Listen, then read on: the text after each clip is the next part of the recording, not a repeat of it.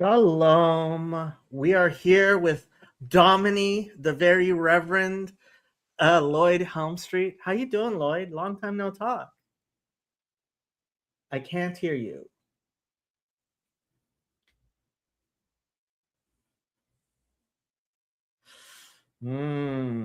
That's not working. There you Let's go. try now. Yes, I can hear That you. makes a difference. If I unmute it on my computer or on my keyboard, it can actually unmute. So interesting. There you go. How have you been? Been doing good. Yeah, life is busy. Lots of things going on, but yeah, doing well. Am I misremembering? Or did you have some family in Israel? I do. Yes, my stepmother is in Israel, so Oh, yeah, she sent a post over that. Yeah, she was after a few quiet weeks, she was back in the bomb shelter again yeah, yesterday. So yeah. The missiles started again. yeah. Uh, Yeah. Um, okay. So I asked Lloyd to join us because Synod season is upon us again. It is. And Starts Friday already. yeah. And it's become a kind of a regular thing for my channel to kind of become a water cooler. Uh, it was very funny to me. I got a text of Cedric and Paul Vanderklay. Oh, okay. They took a selfie and sent it to me from Synod. Was it last year or 2 years ago? It was. I don't. Was Cedric a delegate last year? If he was, then it might have been last year. I don't remember when Yeah. Paul was a delegate most recently, but Paul was a delegate last year. I don't remember if he was the year before. So yeah, I think it it had to it have was been last. 24 or Yeah, 25. I Yeah. think it was Okay. last year. And now, as Synod keeps on becoming tighter and tighter about communications, I do kind of want to ask you about the banner as well, because Okay. so I listened to the Messy Reformation, which Paul finds hilarious, and they had the new editor of the banner who's up for being made permanent uh, on there. So I guess like she's she's liked by the more conservative crowd, but when I read their article on the Synod officers, it was like very much no female officers, not many female delegates to Synod, and it was like, ugh. getting on my getting on my woke radar, you know. Right. Right. Yeah. So I don't know. Did you notice that? Did anybody talk about that? Is that just Jacob being I, his? I I think there are people that notice those things other than just you. I don't think you're the only one. But Okay. anyways, but at the same time, the CRC does have a history and a past and a direction we were traveling, and we have made some changes and adjustments, but not everything changes overnight either. And so Yeah. yeah, that's kind of how I would describe So, that. so let's not bury the lead. People are Okay. wondering, like, is this Synod going to be? And what I will say is, Paul Vanderklay always says you can tell what kind of Synod it's going to be by the officers. And Mm-hmm. so I went and I listened to the officer vote, Mm-hmm. and I would love to hear your thinking about it. But I was checking as they were voting. All four of the officers are people from Abide, and Yeah, I mean, have connections too, but yeah. lots of people throughout have connections to Abide in that way. So What, yeah, that's Paul? You don't love the thumbnail? I thought you would love the thumbnail. um, yeah, no, okay. So I mean, at least Grok told me, but having okay. Okay. connections, having connections to Abide, I think 3 or 4 years ago was a risky thing. There were more that saw it as that, and yeah, now it's less so. In general, Abide's doing a lot less too. So it's, Okay. I mean, yeah, we haven't been exactly publishing much new material. We haven't closed up shop and said mission accomplished yet, but there is a there is a slowing down of the activity there, and there's a lot of other things that we're all active in because it was all volunteer work the whole time we did it. So Paul, if first of all, the whole point of this is for Lloyd to get phone calls. I'm trying my hardest to make life difficult for him. Second, I texted you the link. If you want to jump on, Paul, we would be more than glad to have you. yeah. So I'll say more things. Maybe that would save me from some phone calls, or maybe that'd make it worse. I don't know which way to go with PBK here. I'm game for whatever. So when I saw at the first vote is for president.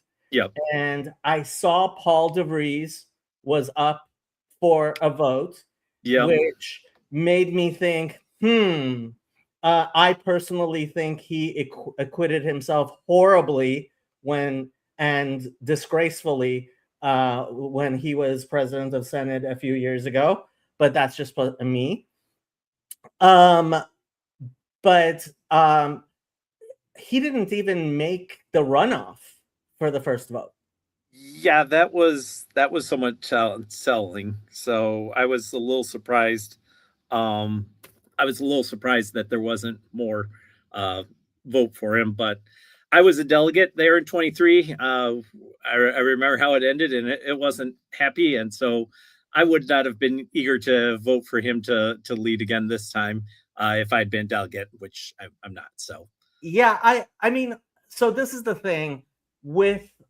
I think the danger is that with the Abide heavy panel and votes, and the fact that really, I mean, apparently far fewer churches left disaffiliated than people thought would. I mean, there were numerous churches that have. There's numerous churches that are still considering or weighing their options. So yeah, there was numbers thrown around that 25% of the denomination would disaffiliate or more, or 25 to 30. We have not seen numbers anywhere near that high. But there were, very historic churches that left very much at the center of the denomination, and others that are still considering whether they're going to continue or not. So yeah, it's not that nobody left by any means. My thinking was that possibly the old guard, that I mean, I only know what I know about the CRC, which is more than a lot of people, I have to say, but less than, like, obviously somebody who's actually even a member of the CRC, much less a minister, or grown up in it. But I suspect what I know about organizations is that there's a deep state. There are the people who have been running things for many years who think, oh, this is a season that we're going to have to weather. And why don't we just let the people who think they know what they're doing have the wheel for a little bit, and when we inevitably end up in the ditch, they'll come back to us, and we'll be able to right the wheel again. And I think there is a danger of over enthusiasm and having people from being a little bit too celebratory and thinking, okay, this means we won, etc. At the same time, I'm one of the people who, for me, like, the reason I never took mainline Judaism seriously was women in as rabbis. Mm. I think there's something just weirdly bad about the feminist spirit that um, that overtook Reform and then conservative Judaism. And there's nothing conservative about conservative Judaism, but they used to be the entirety. I mean, when I was growing up, nobody even talked about the Orthodox. The Orthodox were like 3% of the population. We're still only about 10% of the population, right? But the women in church office is something that I kind of personally think eventually the CRC and a lot of Christians are going to have to backtrack on. And Paul has actually covered this more than most people. Open Orthodox Judaism is not Orthodox Judaism, and there was a there's been a serious backlash to attempts within Orthodox Judaism. I don't think it's going anywhere, despite the fact they may not admit it. I think both Yosef and Chazi are very open to the idea of female ordination in Orthodox Judaism, which I think is really bad. But as Paul, our good friend who must throw peanuts from the peanut gallery.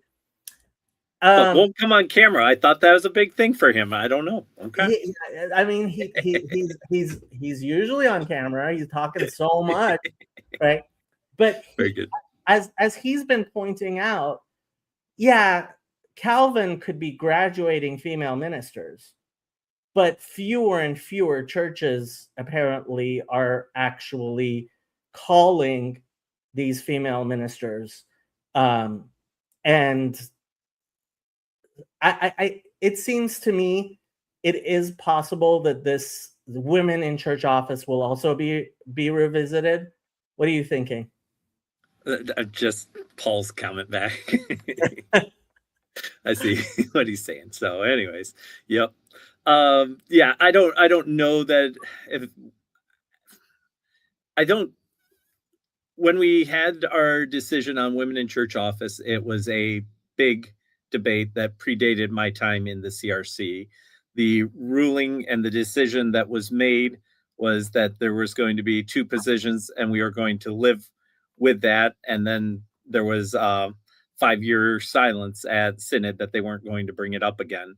And I don't think it's really been brought up again since that time. I'm not sure how effectively we ever lived into the 2 positions that we declared. We kind of declared 2 positions, but then it became only one was permitted in leadership anywhere within the denomination, instead of living up to what we had actually claimed, that that there were two viable reform positions on that topic. So I think at a first point is just going to be seeking to actually live into what we have declared. I think that will be the first step of that there will be room for complementarian pastors to serve in denominational offices and other places where before they had a scarlet letter and were not able to be hired by the denomination. I think now we can actually live together as a first step, and future beyond that, I have no idea where we'll be going together. Before we get into actually going over the overtures, 2 questions. First question: what do you think of my modest proposal for the CRC?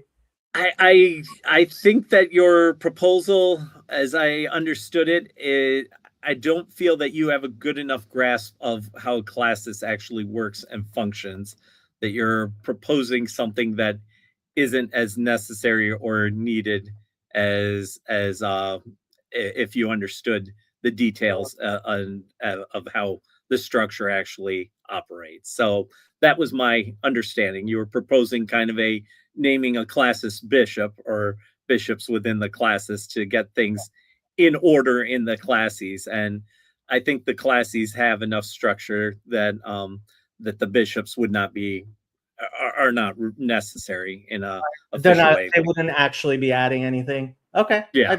I mean, Yeah. I definitely take your word for it, and apparently Paul agrees, even though he's supposedly not part of this conversation, despite being the thumbnail of this conversation. Him and Michael Servetus. Um, so, my second question, before Yeah. we get into the overtures, was there anything you wanted to talk about or you thought was important to address? I'm not sure that there is. Yeah, there's study committees that are reporting back to the synod as well on multi-site churches, on discipline of office bearers, on membership. There are people that found many of those things very interesting and have their comments and thoughts headed to synod on that. Um, I didn't dig that deeply into any of them because I'm not going to send it. So I have a thumbnail sketch of what they are, but yeah, I'm not digging into the details of that. As for the overtures this year, I've read through the overtures, and I think I don't know that there are going to be that many big items. There's lots of important decisions that will be made, but kind of like Synod 2025, we're at a point in the CRC where we're not arguing, are we taking the path to the left or path to the right? We're figuring out degrees of wisdom and saying, well, I think this is a 7 and that's an 8, and maybe this was a 4.5, but it's all moving in generally the same direction, maybe at varying speeds or applications. So that's kind of where I see the CRC. It's not the fights that we had back in 22, 23, 24. I feel like that is increasingly, we're getting increasingly moving beyond that. Yeah, I mean, so it was because I looked just briefly at the overtures and I saw what they were talking about with regard to multi-site that made me think, it makes sense to me. I mean, I don't know how many multi-site churches there are in the CRC. Apparently not many. No. Out of our, we're less than 1,000 churches now, maybe round number 900 or something. I'd be surprised if we had 50 multi-site churches among the 900. So it's a small percentage are currently multi-site. Yeah, that's kind of what made me kind of think, oh, well, that seems like the type of structure, have a minister for each site and then a bishop who's first among equals, that's the type of thing that made sense to me. But right, it's just a very small. There's 0 multi-site churches in my classes. So yeah, so I actually think multi-site Orthodox churches make a ton of sense, because I mean, in a very real sense, I think the structure when you have like when as long as people are close enough, if it's the same group of people, why have different church organizations? Like, okay, where some of us go to this church, some of us go to that church, but like, I my bigger thing is what's actually going to be, and I saw with the overtures, with the idea of having like online only churches, which I think is a terrible idea, and apparently at least one classis overtured that they think it's a terrible idea as well. Yeah. So this has been kind of an ongoing discussion, and that Synod 23 have an overture trying to say that online churches are not should not be considered a church in our polity. from Synod 23, we had a study committee that reported back to Synod 2025 on it, and they reported back, but they didn't come down and give a hard and fast rule that online churches aren't a church. And so they left it open for kind of further discussion. And so, yeah, there is that overture this year that's pushing back further against the idea that we shouldn't be calling a group that just meets entirely online as a functional church in our polity. Mm-hmm. So can be a ministry, can be a mission, can be outreach. All those things are possible, but it's not a church. Yeah. So how do you want to do this? I pulled up the agenda. Yeah. So class overture 75. That's the never responded to overture from my classes. It was sent in 23 and deferred, and sent in 24 and deferred, sent in 25 and deferred. I haven't checked the poly markets on whether they expect it to be adopted this year or not. But yeah, that's the question. Will they just continue deferring this? What is it, and why does it keep on getting deferred? It's saying that we really need to do a in-depth biblical dig into what we believe about our church polity, about our church governance, about the different assemblies, and exactly how we understand from Scripture they all fit together. So how does Synod church council and council? Yep. Okay. So as I understand it, you have a trinity of polities. Synod, classis, and then church council. Right. Yeah. And so yeah, it's requesting that, and I think we have another overture coming that's requesting something kind of similar. So maybe the two of them will get combined together into one study, one poly, 3 assemblies. Yes, I'm not telling you, it's a trinity of assemblies. Yeah. Okay. So maybe this year it'll be answered, maybe it won't. Why does it keep on getting deferred? It doesn't sound like anything. Like, are people lazy, or they haven't wanted to form a study committee? And the other question is, we're in the midst of discipline, and so why have a study committee saying? I think people did not want the discipline of 23 and especially 24 to wait to be enacted based on when this study committee reports in 2 to 3 years. And so they're like, nope, we have enough. What we have, we understand. We need to go forward and be faithful. And it's still out there saying, yes, we have that. We understand stuff, but we could really have this a lot clearer in our biblical understanding of it. So that's what the overture is and was, as I would describe it. And so we'll see if it gets answered this year. So the Holy Ghost of this stream, Mr. Paul Vanderclay, is going to chime in. Let one fight end before another big thing. So I mean, it sounds like you guys think of this as a big thing.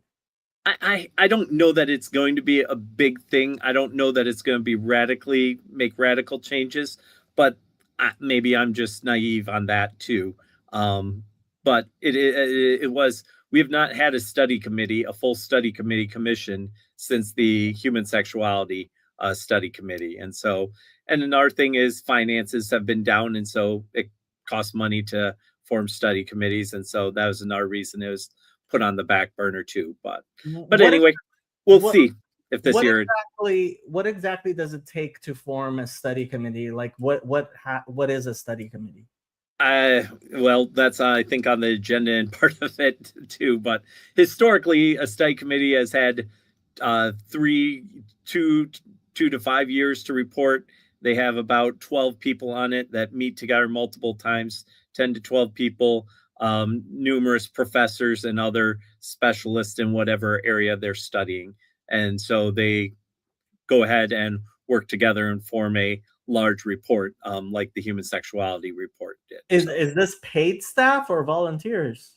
It would be pastors that are and professors that are put on it, but they would be, they would fly them together to meet together for, 3-day conferences or 2 or 3 days to work together in the same room on various things. And so there's a cost to, that sort of work. So apparently, somebody who's not 50. participating in this discussion at all says full study committee can cost 50 to 70K, mostly volunteers, but travel time, lodging, etc. Okay, Yep. All that. all that. Okay, so that's the contender for most deferred. Yes.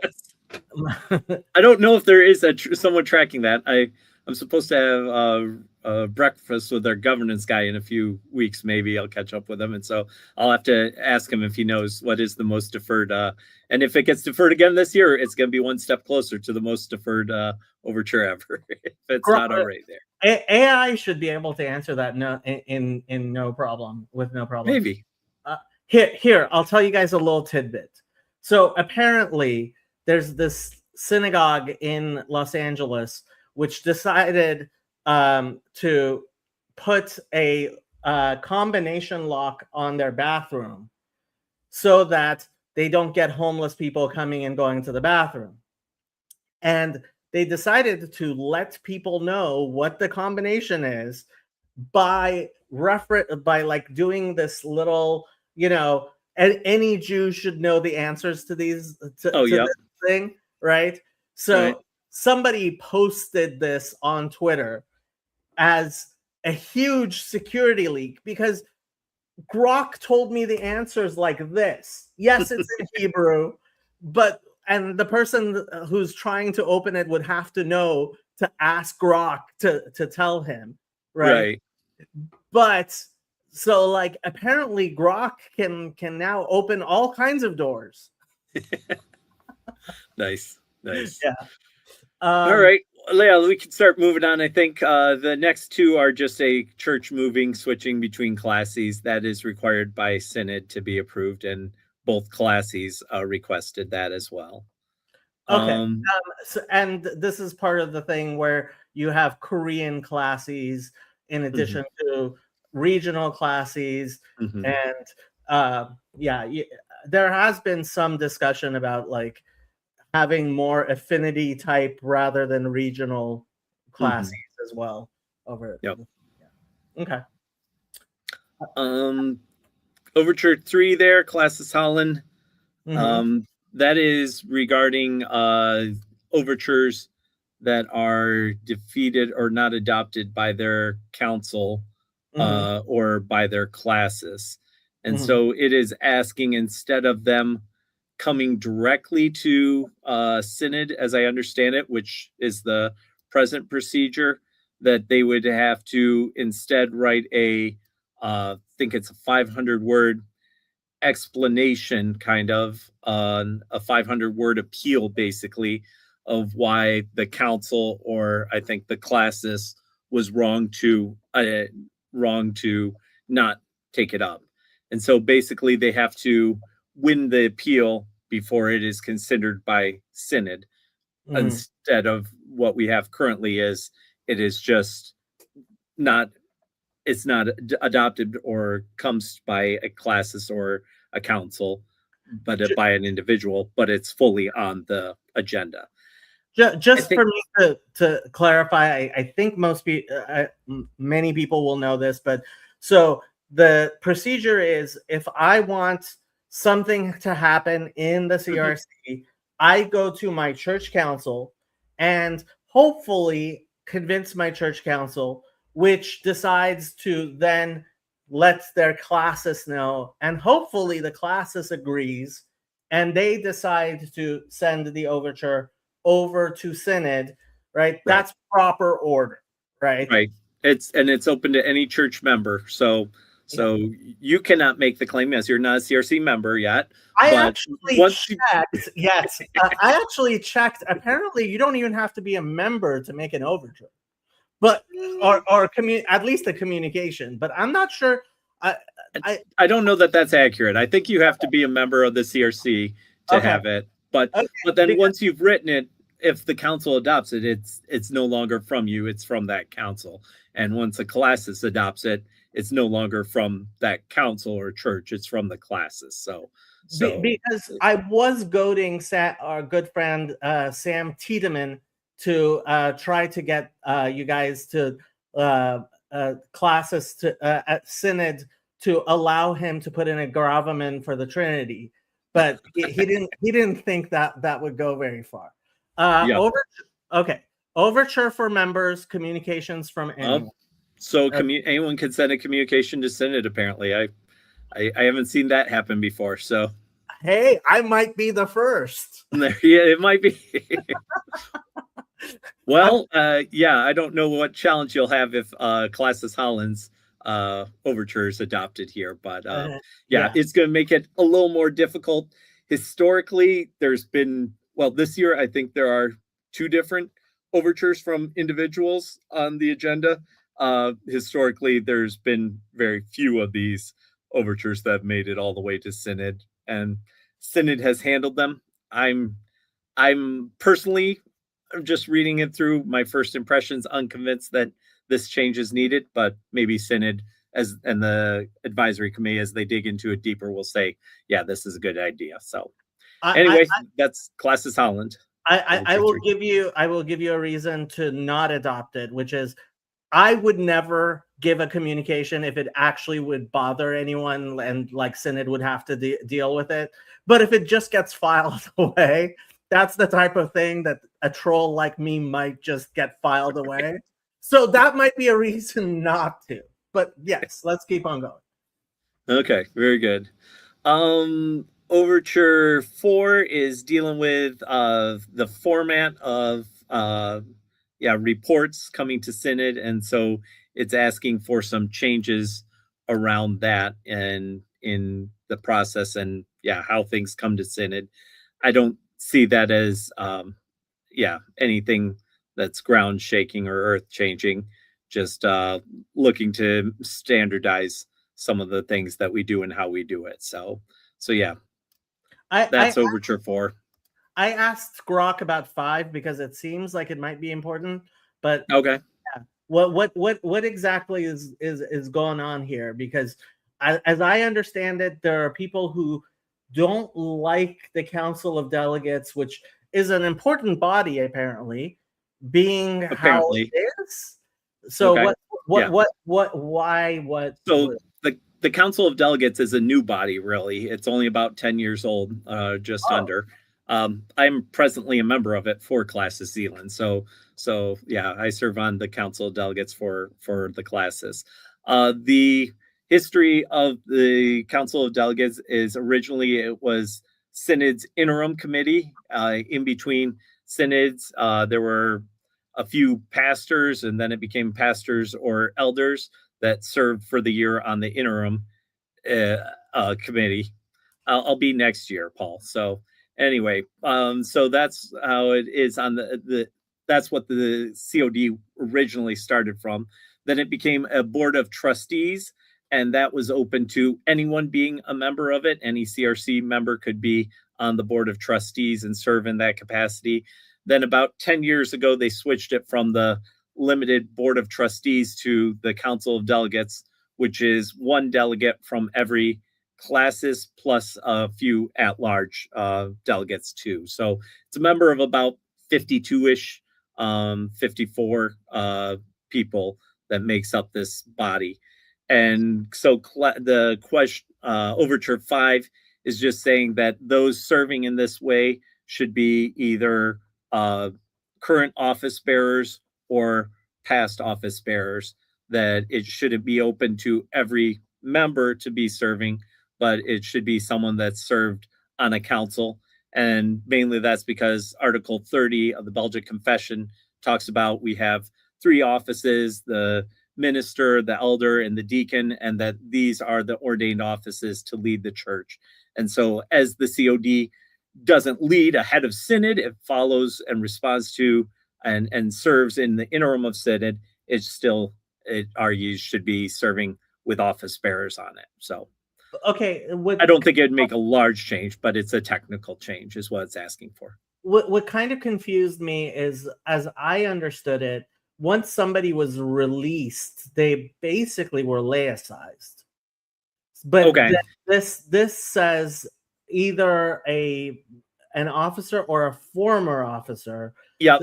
And like having that distinction for former officers already seems kind of not according to how you guys understand the priesthood of all believers.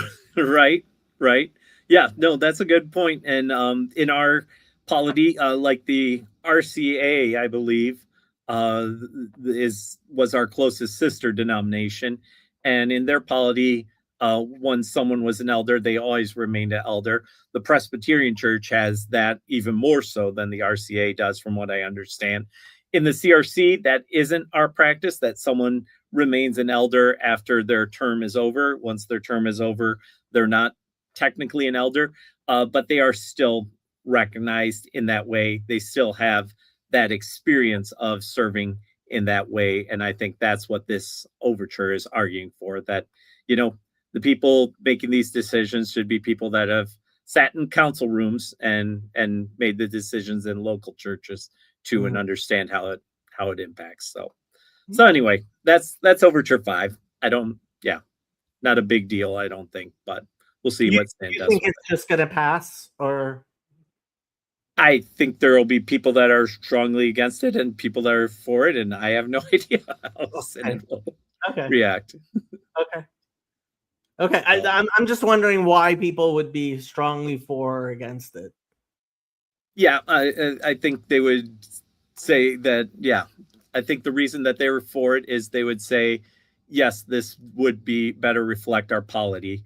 And while our terms are historically 3-year terms as office bearers, and on the Council of Delegates, you can serve 2 terms up to 6 years. So it doesn't overlap. But yeah, we want elders, we want deacons, we want ministers to be serving and leading our church. So. Okay. Yep. All right. Number 6, confessional integrity of denominational employees.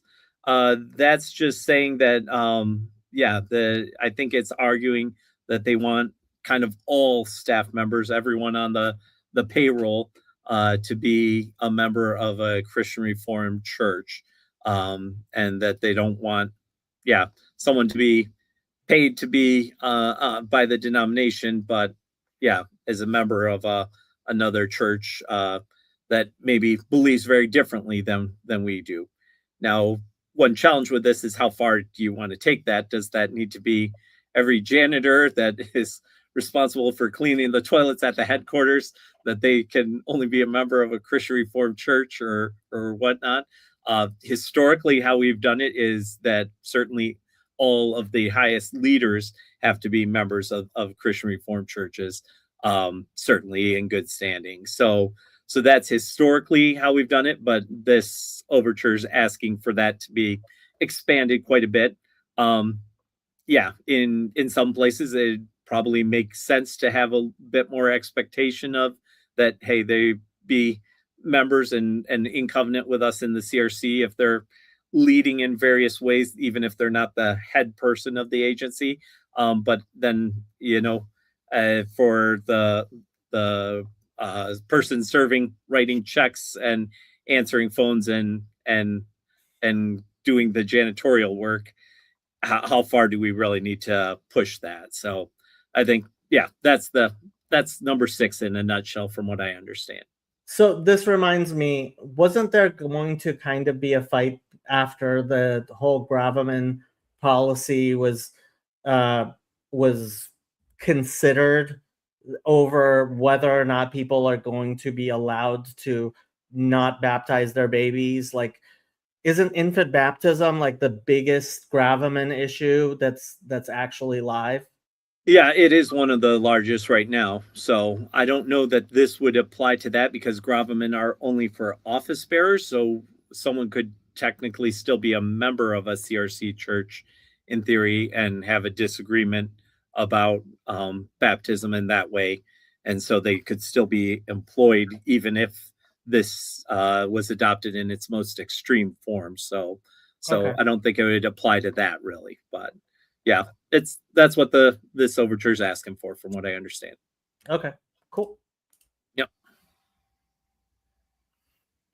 7? 7 is going to refight the gravamen discussions again, and 8 is as well. You'll notice that both of those are from Individual. individuals, so their classes and their Council. councils Yeah. would not adopt it, and so that kind of shows, I think, that we've moved from that, but under the present polity, that individual still has every right to bring it all the way to Synod, and so Synod will consider it and see what it determines off of those. But yeah, that's 7 and 8 in a nutshell. 9, it's been a couple of months since I've read through 9 when it was released, but yeah, they wanted to kind of add some more wiggle room to the gravamen confessional difficulty discussion, and so in some ways it's trying to relitigate a little bit 2024's gravamen ruling. And Grand Rapids East is in many ways the redheaded stepchild of the CRC, if I remember correctly. I don't know. Many people would consider Classis Zealand the redheaded stepchild of the denomination, maybe. So I don't know that.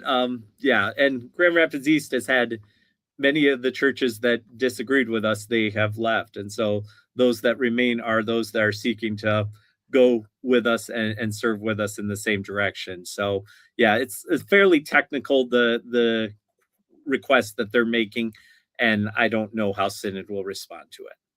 So our good friend Laura, who we haven't seen in a while, says, that's an interesting question. Most Catholic schools do not require all teachers to be Catholic. I was actually kind of surprised. CRC schools require all the teachers to be CRC members, right? No. So even at Calvin, that would not be all CRC members. I think they have to attend a Reformed church of some form, but I don't believe, and I'm not an expert on this, but I think even at Calvin University, they're not all required to be CRC. So no, we would be more similar to the Catholic schools in that way. So okay. 10? Yep.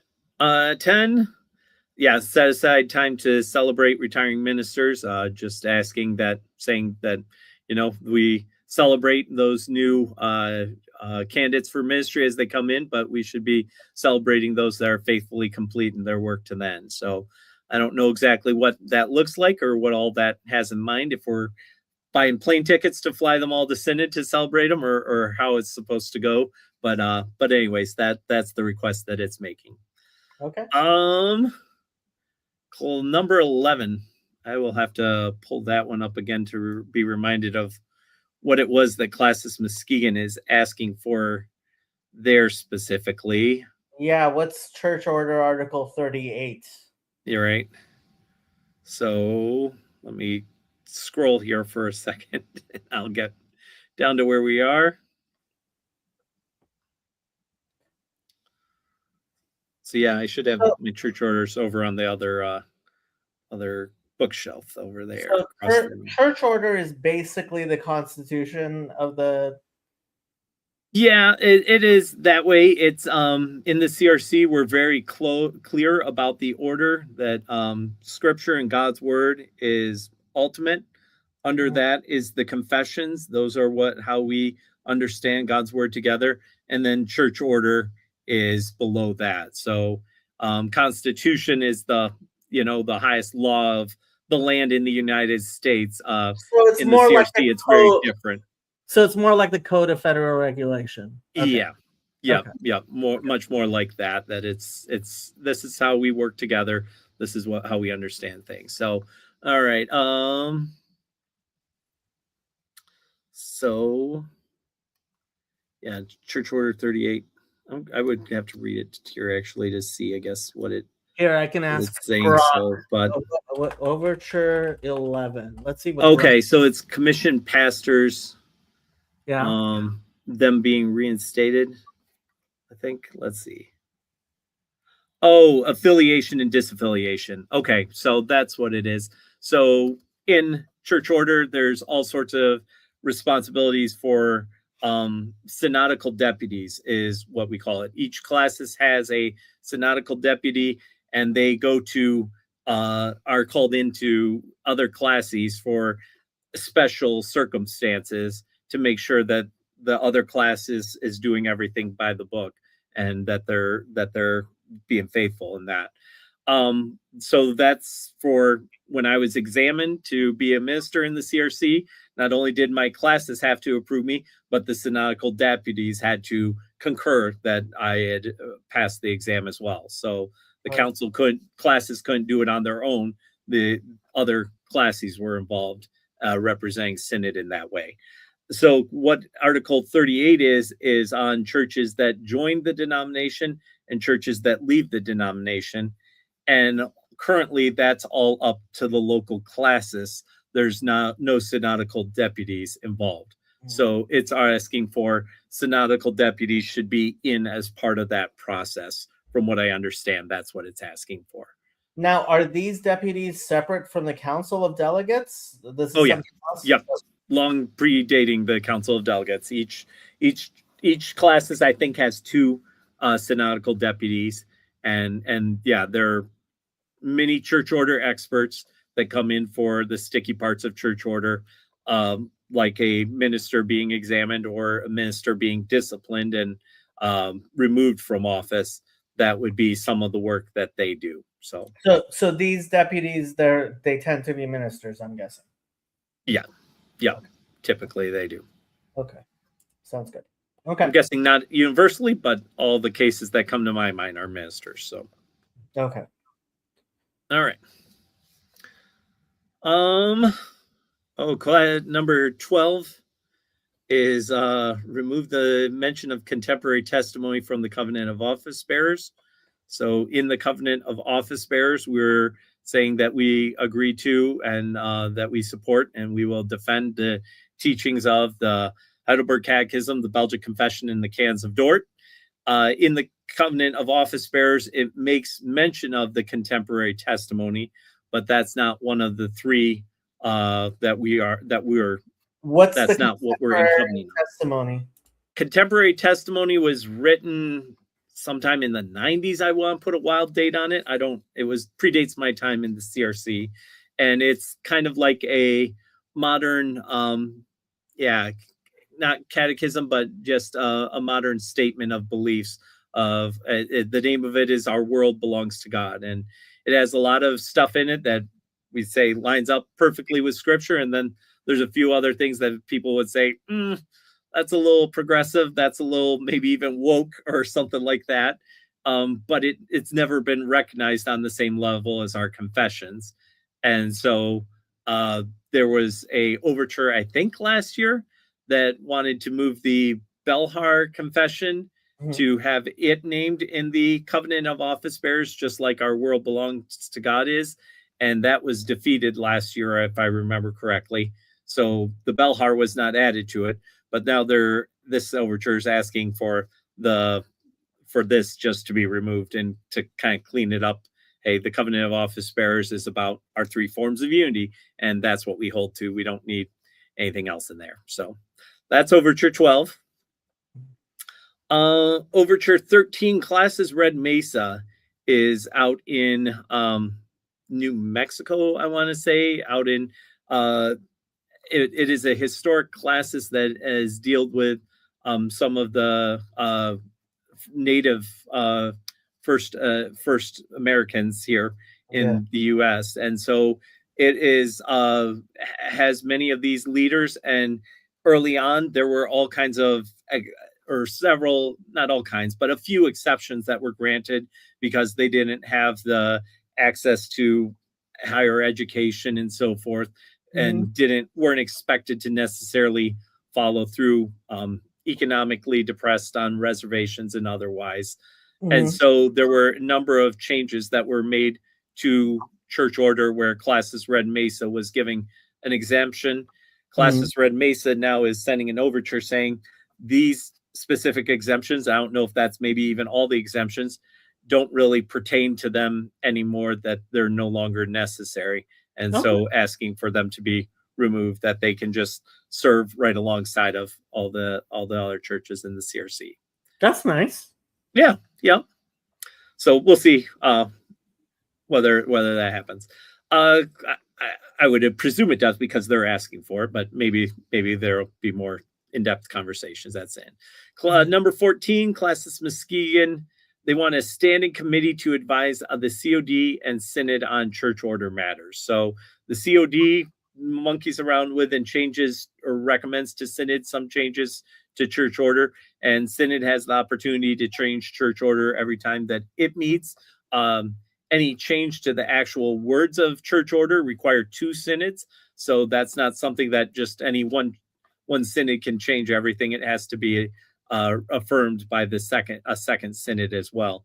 But they're saying that, I think from what I remember, this Overture 14 saying is it's getting kind of complex and there can be competing things in church order. And so there should be someone that just has the responsibility, make a standing committee of 6 individuals or something like that. And they can advise the COD and Synod on any changes to make sure they're in line. So we're not going back and cleaning up afterwards. So that's what Overture 14 is asking for. Overture 15 and 16 and 17 are kind of leftovers a little bit from the battles of 24 and 25, dealing with, whether or not our institutions, Calvin Seminary and Calvin University, are fully moving the same way as the rest of the denomination or not. So they see that kind of as an open debate. And so they're asking for Synod to clarify and push the institutions a little further into full conformity is kind of what those 3 overtures are asking for on different technical means. So that's how I would summarize those. Classis Georgetown, the president of our seminary has announced his retirement. I think it's going to be about 1 year from now is when it takes effect or so. So it's announced early, and we're just beginning the process of forming a committee to start searching for who that next president might be. But Classis Georgetown there in Overture 18 said, hey, these are the things that we want Synod to affirm.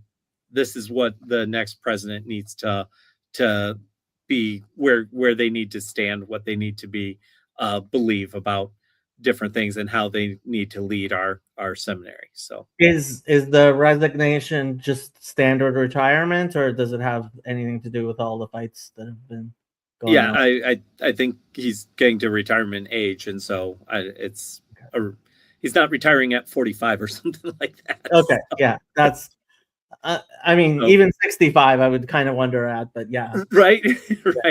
So he's been serving there. He became president, I think, the year before I started attending seminary, or he became president my first year. So yeah, we're going back a little ways, close to 15 years, I think, as president of the seminary, and that's a lot of work. So yep.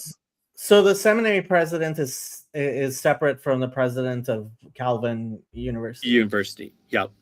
Okay. And I believe, I could be wrong on this, but I believe Synod does not appoint the president of Calvin University. The board, which Synod does appoint, is who appoints the president of the university. But the seminary, the Synod has more involvement. The professors for seminary are interviewed by Synod. The professors for the university aren't. And so the president of the seminary will be hired by Synod as well. So, okay. Very good.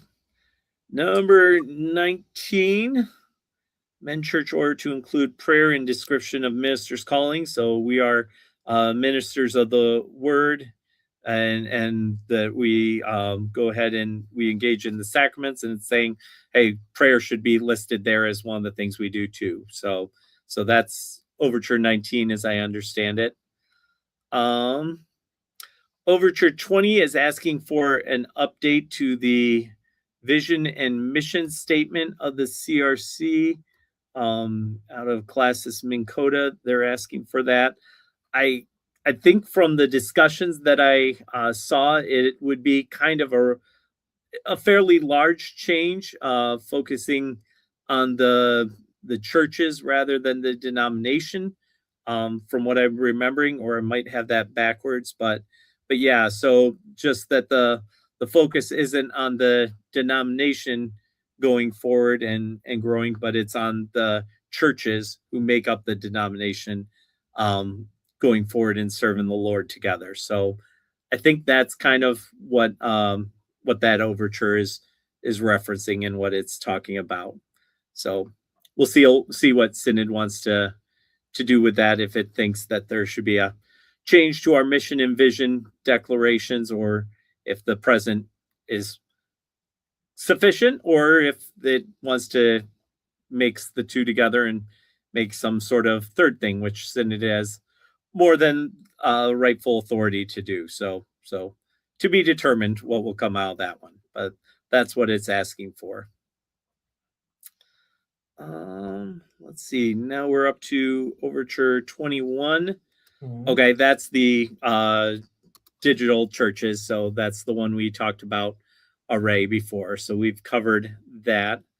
Overture 22, revise the language for the process of tracking membership.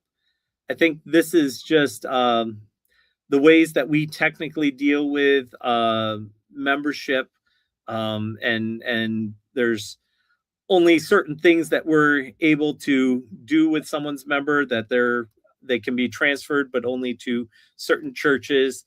They can be put under discipline, or they can be lapsed, or they can ask for their membership to be to resign their membership. And I think it's trying to add more language that kind of matches up better with our current culture and understanding. So that's what that overture is doing. So, point of order. Yep. Is there any push towards having a more like centralized, okay, I'm a member of the CRC, I get to log into the CRCNA website type, chat, that type of thing? Because the only church that I know that really does that is the Mormons, and they do it really well. Okay. Like they have this app where you can look up the other church members, and it seems like a great idea, but like I was wondering, has there any of the youngins been like? I don't think I haven't heard of anything like that. We are getting rid of our yearbook, which historically was printed and gave information and details on all of the churches, and then had all of the ministers their information. So you could flip up in the yearbook and call up myself or PVK, or get our emails and send us an email. But that is actually going away. So you're not going to be able to buy that anymore and get that information, mainly because just publishing it is too expensive and not cost efficient anymore. I know in Canada they have some sort of app that many of the church members participate in churches, and you can do giving through the app. And connecting maybe with members in your church, maybe broader, but it's in Canada. I don't know the details of it further than that. So wow, the Canadians are beating you. Oh yeah. Overture 23, Classis Minn Kota is asking for changes to Article 52 of Church Order. And so this is a rather substantial change that it's talking about. Article 52 says that the elders are responsible for watching over the worship of the church, but it doesn't give much detail beyond that. And so what they're proposing is to add probably a page and a half to the church order, with all sorts of references back to what the CRC historically has said and the decisions that have been made in the past of what church order should be like. So there's a wide range of worship practices in the CRC. There are those churches that, 60 years ago, from what I'm told, it didn't matter whether you went to a CRC church in the East Coast, the West Coast, Canada, or Michigan or Iowa. It all had pretty much the same church order and order of worship. Today, that varies widely. There are some churches that kind of have the same church order that they were using in the 60s, and there's others that have adopted very much just a mega church evangelical. They come out, the band and praise team sing 3 or 4 songs, do a set, and then there's maybe a prayer and then a message, and then they leave, and that's it. And so this is kind of highlighting. It's not, from what I remember reading through it, it didn't put any teeth into it that said, if you don't follow this, then you're out of line. But it's just kind of, hey, this is kind of the standard of what we've said how worship should go. So I don't know how far that discussion will go. Is that going to include the sacrament of passing out mints? It does not, from what I saw. That's not an official. That's part of the unofficial practices. So anyway, yep. Next one, Classis Muskegon establish ecclesiastical relations with the National Presbytery Church in Mexico. I don't know any reason that would be controversial. If they desired to do so, I would think that Synod would be happy to do so, but maybe I'm wrong. So where is Muskegon? Muskegon is the immediately west of my church and my classes. So Muskegon is in West Michigan, and they have a number of overtures this year asking for various things. So, but that's one of the ones they're doing. Okay, I thought it would be like something in Texas. Okay. Nope, that is not. It is not. Okay. Question. Overture 25 might be a little bit of a hot button overture this year, because it is dealing with the whole discussion around Christian nationalism. Yes. So there's a troll in the comments here who's like, "Oh, okay, I stopped watching the comments." Maybe this CRC will grow a spine like PCA and issue a statement against Christian nationalism. I think anybody who's been paying attention to PVK's lectures, I think understands that that's a no-go, but that's my personal view. Okay. Yeah. What are you thinking? So what Article 25? So the PCA just this week released their year-long study committee. I think they had like 6 or 10, leaders on it, and they released this broad study. I've heard a couple of people describe it. I was on vacation last week, so I didn't read the 40 pages of it yet myself. But from what I understand, it took a fairly broad view of Christian nationalism and said, hey, there's these things that match up with historic Reformed and more specifically Presbyterian teaching. And then there would be these things that would be really out of line that also fly under this banner of Christian nationalism. So as I read it, it did not give a blanket rejection of Christian nationalism by any means. But it said, there's a spectrum here. Some of it's out of bounds and some of it would be right in line with our teaching and our understanding. Yeah. Classis Grand Rapids East in Overture 25 is taking a very different tact, and that it is making a declaration that Christian nationalism is this very specific thing. And so it would be our definition as a denomination that Christian nationalism is this, and it would be rejected by the denomination. Now, it doesn't address all the broad range of stuff that goes under the head of Christian nationalism. Yeah. And so then, someone could say, yeah, I'm a Christian nationalist in that I agree with these parts of the things that the Presbyterian PCA church agree with, but they would reject just as Synod does what it is. But so it's trying to kind of, I would guess it's trying to give a blanket declaration I don't know how useful that is, because I don't think there's a lot of different churches or denominations that are waiting to see what we say, how we define Christian nationalism, and use it only as we do.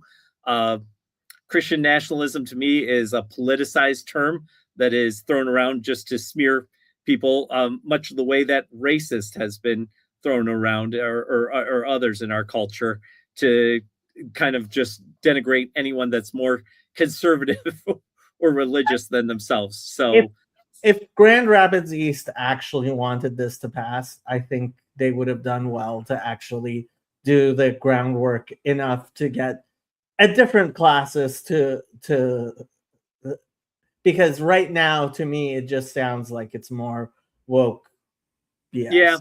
That's well, I don't. Having read through it, I appreciated what they said, and even their definition of Christian nationalism is tight enough that I can get behind that. I just don't know that it matches up to the reality of how that word is used, and so that is the challenge I have with it. Yeah. Okay. Yep. Next class is Heartland. Okay, so the Council of Delegates made a report, and one of its reports is that we need to reduce costs. And so it had 3 different cost-saving measures that it put forward, and 2 of those were adopted by the Council of Delegates. One of them was rejected by the Council of Delegates. One of the ones that was adopted by the Council of Delegates was to only have synod every other year. So we would not have an annual synod anymore. And so classes Heartland and Minn Kota and Holland, all 3 of those wrote overtures. Georgetown. What's that? And apparently Georgetown too. 29. Oh, okay, and Georgetown there too. Okay, I missed that. Yeah. Well, yeah. Well, yeah. So 4 different classes said, nope, we're not on board. In the Council of Delegates, it was a more controversial vote between those that supported it. Many of them just because, hey, we have to do something, look in this financial reality. But others thought we need to look for cuts elsewhere. So that's what Synod will be going through and discussing. All right. Before I forget, how many classes are there? 49 currently. 40? Okay. Yep. So 4 out of 49 are like, no, don't do this. Right. They wrote overtures not to do that. So, one of the other recommendations of the COD is that we reduce the number of classes, as that will reduce the number of delegates at Synod, and reduce the number of delegates on the Council of Delegates, making both of those gatherings cheaper to go ahead and do. If you have, 40 or 30 classes to represent 4 delegates from each, then you're looking at 120 people at Synod versus 196 delegates to pay for. So that was another recommendation that came from the COD, not with any perfect number attached to it of how many classes there should be. And I think there's a number of classes that have shrunk over time, and then there's others that are very large. I think the smallest classes has like 5 or 7 churches to it, and the largest has 35 to 40 churches or something like that to it. So they're not equally distributed presently. And so there's thought that they could combine the classes could work more efficiently if they had enough people to do the various tasks. But at the same time, many of the small classes are geographically spread apart. And so combining them with another classes might increase the geographical distance that they have to come together over. So that's what we have going on there. Yep. Okay. All right. Classes Georgetown. Yeah, that has an improved financial transparency and clarity for ministry shares funding priorities. So their classes that classes doesn't feel that there's been enough transparency for where the funds are going or how decisions are made of what's prioritized. Synod really doesn't do too much of that. It doesn't have the financial responsibility in that way. The organization has more of it, and I think the Council of Delegates really has much more of that responsibility. So So yeah, that's what that classis is asking for, and it put forward some aspirational, back in the 60s we had this percentage of ministry shares that went to outreach and evangelism, and now it's this percentage. Well, in reality, the churches don't give at the rate that they used to, and in reality, members of our churches don't give to the churches at the rate that they used to. Many of them give to different organizations at a higher percentage than they did 50 years ago.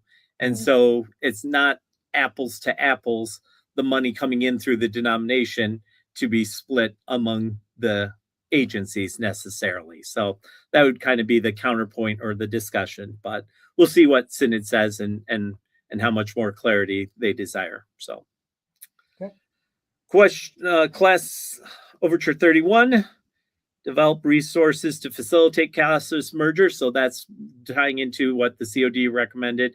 There are classes that are already actively talking about this and beginning to look at the process, even though Synod hasn't endorsed or mandated it yet, but they're just being kind of proactive there in Columbia, saying, hey, how do we do this well? Overture 32, revised ministry share program to a 2-tier system with flexible giving options.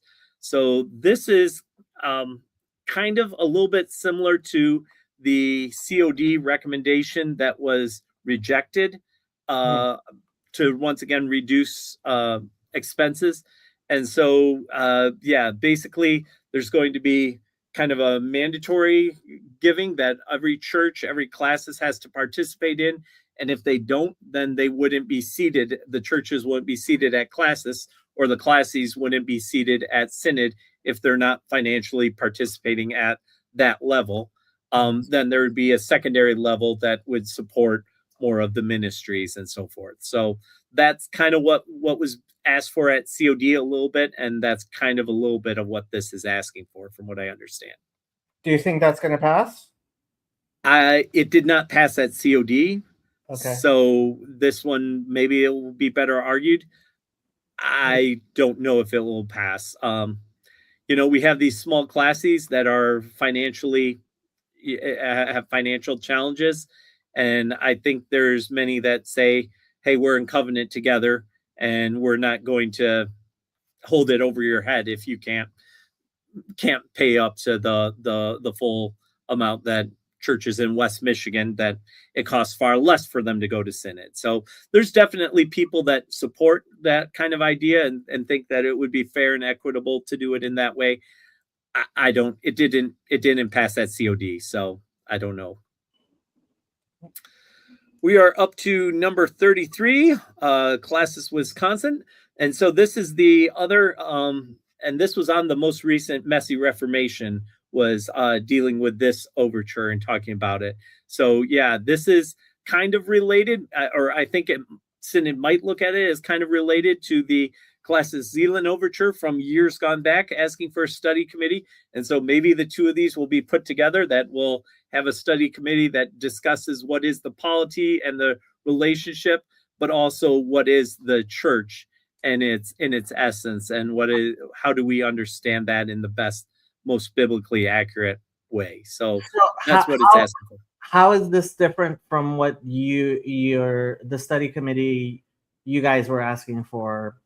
So the study committee that Zealand asked for was specifically what's the relation between Synod and classis and churches, and this is asking, what is the church? Do we have our biblical understanding really firm on what the church is? So this would be this is different. This is separate, but it is under that broader umbrella. And so maybe Synod will say, all right, we're going to do a study committee and we'll give 3 or 4 years to study both of these things all out and report it all back together. They seem very together.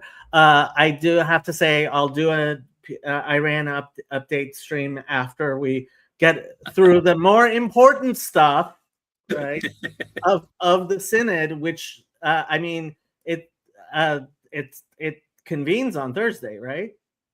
Friday it convenes. So. Okay. Friday morning it convenes. Okay. So, yep. All right. Then overtures 34 and 35 are responding to a task force report on discipline of office bearers.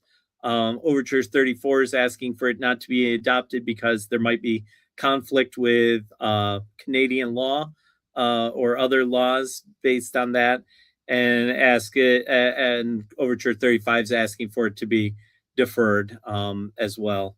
And then our Overture 36 is asking for them not to adopt specific recommendations from that report and those procedures. So, those are just responses to a task force and this committee that reported on those things.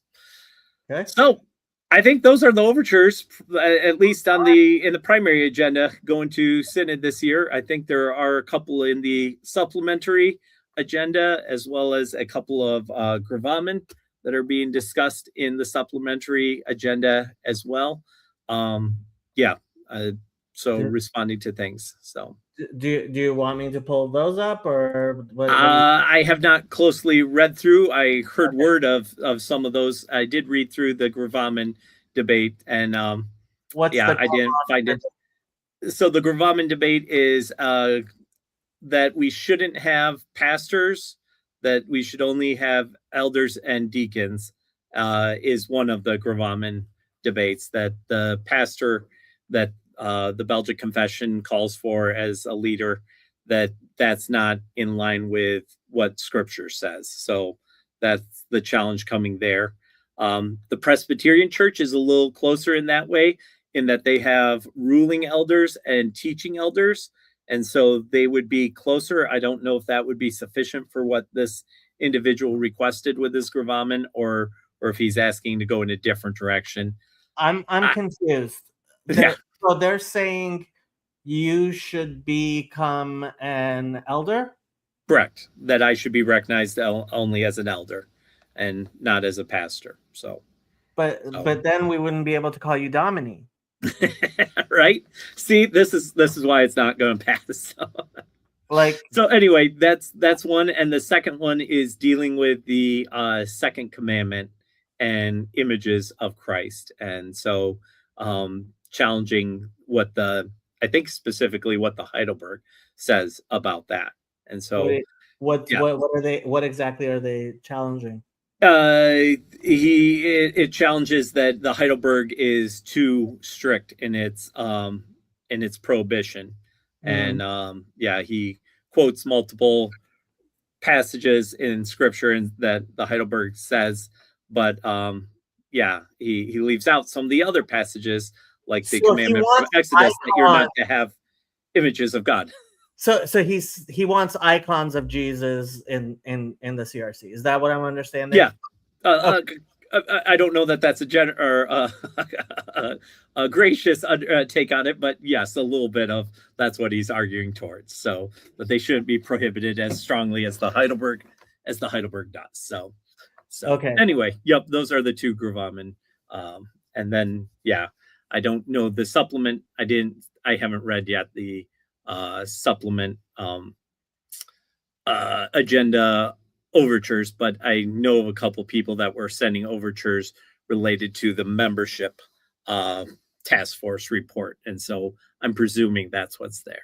What's the membership task force report? So the membership task force report said it wanted to, in the broadest terms, it said a lot of things about, hey, we should be aiming towards confessional understanding, but at the end of the day, office bearers have to hold to our confession, members have to hold to the Apostles' Creed, is kind of how some took what it said. And so they're pushing back against that. We have a lot of Eastern Orthodox in the chat. Incense use. There's no overture coming or gravamen about incense use. I believe the Heidelberg Catechism does not prohibit the use of incense, as I understand it. I would have to review that. It goes pretty hard after various Roman Catholic and Popish practices. So I would have to review that. They might have burning censers in there. You really? it, Oh, okay. it might. I'd have to double check. So Okay. What about candles? You're allowed to do candles. yeah, candles are permitted. I think candles would be allowed. Can they be scented or not? I don't know. Okay. Okay. So I have to say, if there's a fist fight on the floor of Synod over something that you did not warn us about, Okay. people are going to be very, very mad. Well, the biggest thing coming, and we're gonna, from what I understand, it's gonna be kicking off Friday morning.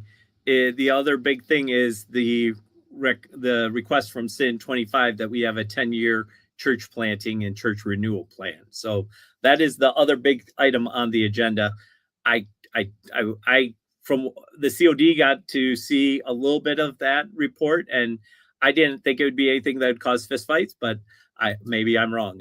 I've been wrong before. So Okay. no, I thought that was a real encouraging and a hopeful vision for the future. Is really what they did good work.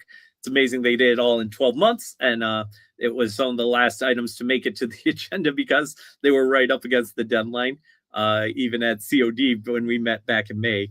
But yeah, they've done a lot of really good work, and so I'm hoping that can be a real hopeful discussion and give us kind of a future orientation of, hey, this is what we're about, building Christ Church together.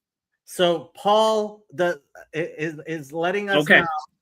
Not incense. That but he's what about watching censors? the entire time and Yeah, pretending not to participate in this chat stream just because he wants to claim that the image was clickbait, even though I know, even if Lloyd doesn't agree, that Paul is a bishop in the CRC.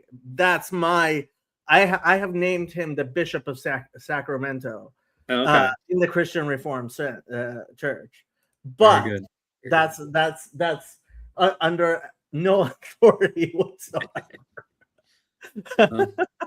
I would claim to be the Bishop of Coopersville, but there is actually another church, a Lamont church, that's CRC as well, and they're in the Coopersville mailing address. So I can't even claim to be the Bishop of Coopersville. There's another CRC Bishop of Coopersville. So I don't know the other one, but since you're the only one who comes here, you're the official Jacob Federacci, Bishop of Coopers. Well, thank you. I'll be sure to add that to my business card. Might not be the best of ideas. Apparently, I was being roasted on a live stream today that I didn't know about. Yeah. Okay. Yeah. I've been roasted before, believe it or not, too. So anyway. Yeah, I love being roasted on live streams. There you go. Just as long as they spell my name right. There you go. Low bar to ask. If there are people who have questions, who have comments, who have, I don't know, if Lloyd, you have to go. I don't want to keep you. At some point in time, I should head out, but I can stay for questions. Not that Paul would want to get on and join us, but maybe if there's others more daring. Yeah, Paul. Not that you would want to help your poor brother, Reverend here, soon to be demoted to elder. What? I mean, that's so. That's like hitting me. Like, if I don't see it as a demotion. Yeah. Yeah, I don't, and I honestly, in my practice, I consider myself one of the elders. We meet with the elders. I don't see it, but there is there is a lot in Scripture that talks to, those that are ministers and pastors. So there we go. He came on. We finally guilted him into it. We got there. Paul, first of all, you're muted. Unmute yourself. Second, Paul, if you get demoted, that's going to totally mess with my plans to make you the bishop. They're heading off. They're heading off Jacob's overture proposal in the cutting it off clear with make us all elders. It has everything to do with episcopoi and diakonos. Those are the two mentioned. And so when you listen to the Orthodox conversation, but the CRC, call no one father, so we don't go by father. Right. And so it has everything to do with that. It has nothing to do with the demotion. It has everything to do. Doesn't Domini mean Lord? Okay. That's through Dutch culture. That shows how highly we were exalted in the Netherlands. But the problem with being so highly exalted is once they put you up on that pedestal, they know exactly where to take you out. Yeah. Lance, I just wanted to say hi to Lloyd. Lloyd, Hey, you've already done a lot of work, brother. You could just look at the numbers and you were prepared. I'm very impressed. I know that the CRC is blessed to have guys like you who are willing to serve at the level that you serve, and so good luck. And I just listened to it. It looks like you guys are ready to move on to much. You're moving on this year, which I think is going to be great. Yeah, I think there's a vision and there's a focus towards the future. Where are we going next? And there's lots of conversations to be had along the way of how that will work out. Mm-hmm. So I'll make some general comments similar to the comments I made in a video. I just made a video about tightening and loosening in the Orthodox Church. That is sort of like Peugeot's right hand and left hand. The CRC was just in a very tightening phase. That was the fight that we just had. And so, hence the thing. And now the question is, are we going to be in a tightening or a loosening phase? And so a lot of these overtures are about sort of feeling out what we're going to do in terms of boundary lines, who's in, who's out, under what terms. And I thought 2025 was a synod where there was a desire for the CRC to again become a higher trust environment. And the question is, do you become a higher trust environment with tightening or loosening? Because you can become higher trust with tightening because we're going to have all these rules and enforce them. So now we know who's in. Or loosening by saying, we're going to understand that there's differences here, but we think those differences are okay. So even though there aren't a lot of big topics in this, that's going to be the sense. And that's pretty normal for synods. Most synods don't have the kinds of things we had from 2022 to 2025. The end of it was sort of the banner and Calvin College. Now Calvin Seminary kind of came into view, which is unusual for the CRC because the CRC has a long history of fighting over the seminary. But how did it take us this long to get to fighting there? Yeah, and with Jewel, so Jewel's a little older than I am. He was at seminary with me, but he was an older student there. So he's right at retirement age. And so the CRC being anxious about the seminary still shows this anxiety in the system, but we'll see where that goes. I was going to ask you about the modern confession thing, contemporary confession that's being demoted. Contemporary testimony, removing that from the covenant of office bearers. What do you think about that, PDK? Like with so many things in churches, things don't necessarily mean what they mean on paper. Okay? So the contemporary testimony came about in the 80s and 90s when they said our current confessions are old. They addressed specific historical things. We would like something that addresses more of where the church is today. And it was written and has really been quite widely embraced and loved. But it wasn't really intended to serve as a confession, but just as a helpful document for liturgy and teaching, introduction to the Christian Reformed Church. In the aughts, there was a big push to have the Belhar come in and be adopted as a confession. Belhar from South Africa. it basically dealt with racism. Now Rob the troll is going to go crazy once we start talking about this. So feel free to, Jacob, if you really want to deal with him, just wipe his account, and he'll just come back with a new one for your next live stream. So I already put him in timeout once. So yeah. Okay, yeah, he doesn't learn from that. So basically, the sort of the progressive end of the CRC said, let's make the Belhar a confession, while for the most part they were ignoring the confessions we had, and the confessionalists were really disturbed by that. So then the Belhar as a confession failed, but then there was anxiety over that. So in order to not feel racist about that, they said, let's treat it like the contemporary testimony. And what that did was create a new category for the Belhar and the contemporary testimony, which nobody knew what to do in terms of the older confessional system. So now the heat is off those two issues, but the heat has been on confessions. So now, again, this is all sort of, it's like medically, if you have a big illness like a heart attack, it takes time for the whole body to figure things out. And that's sort of what's happening in the CRC. So that's why something like this gets revisited. But it has mostly nothing to do about anything that's written. Okay. So what's going to be with Christian nationalism? I know you love Christian nationalism.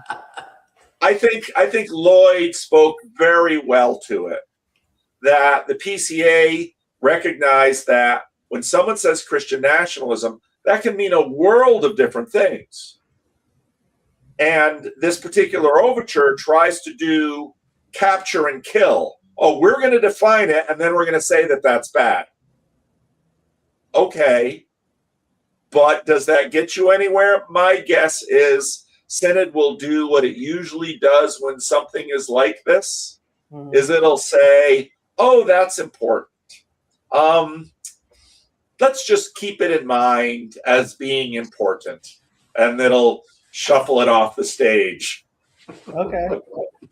Well, I mean, now I might have to go track down those two guys who decided to do their individual overtures, despite the fact that their own church, their own classes don't actually agree with them, and see what kind of troublemakers they are. That they have even more chutzpah than I do. One writes to me regularly. Oh, okay. I wouldn't be surprised if that they weren't necessarily nobody on their council or nobody on their classes agreed with them. It was just not the majority of council or the majority of classes. So it could have been a 45-55 split or something like that. It doesn't mean that they were just lone gunning it. Classes are that big? Some are. Ours is, if everyone is at our classes, it's about 100. Wow. Yeah. You have one of the two largest classes, don't you? Central California and Classes Holland, I think, are two of the largest. So how do you conduct business with 100 people? Decently and in good order. We have a process that we work through. Most stuff that goes to classes, though, is our classes doesn't make a lot of overtures. Certain classes, we won't name them here, seem to use way more overtures than the normal classes, which is fine. It just shows that some ministers are very focused on some of these things, and that actually does serve the whole denomination. My classes isn't one like that.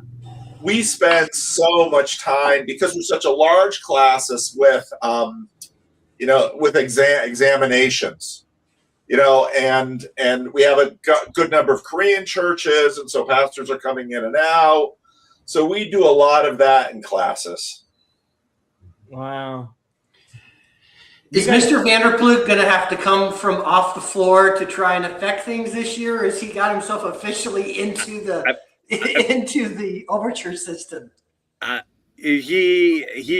Well, his overture and his work from last year is coming back to Synod. Okay. That's the Resonate thing and I believe he's a delegate again. I thought I saw his name on the list. So he's coming to Synod again, and we'll see how far he has to throw his weight around to affect Synod this year. So he's the Synod whisperer. He's the most effective synodical delegate I've seen in my generation.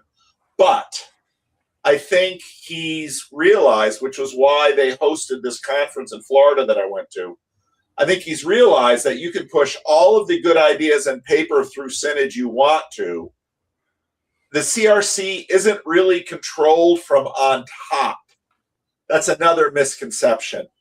And I think in terms of a lot of the overtures getting sent that try to do things that really impact local churches, most of them historically don't do much because, Lloyd got an email from someone who heard something in my videos that she didn't like, probably misheard me, and sent him a message, and he had to tell her, I can't really do much about him. It's the way the CRC structure is. You have to first talk to my local council, and then if you don't get any section, then go to the classis. But the classis is loath to unseat a local council. And so what we've been through in the last 10 years in the CRC is one of these every 50-year fights that we have. And now things are getting sleepy and boring and procedural, and that's where things are going again. But it's not once every 50 years. You guys had women in church office be less than 50 years ago. True. Okay, fair enough. So maybe, that's a complicated. Well, it started 50-ish years ago, and it didn't get completed until the 90s. So yeah. Okay. And you could argue that this was left over from 1973 was a big synod. So I'm going to go way off tangent, but I think Paul will appreciate this. So I've kind of been trying to think about, we keep on talking about how there's this revolution kind of coming because of the internet and how it's like the invention of the alphabet and the printing press. And I've been thinking, in retrospect, if somebody looks back at what's going on, right now we think, there was radio, and then there was television, and then there was the computers, and then there was the internet. But might somebody in the future look back and go, like this was all the electric revolution, and the light bulb, it started with the light bulb and went all the way to AI, and it's all one big thing. And what reminded me of that is, women in church office and human sexuality are two different things, but are they really? No, it's the same.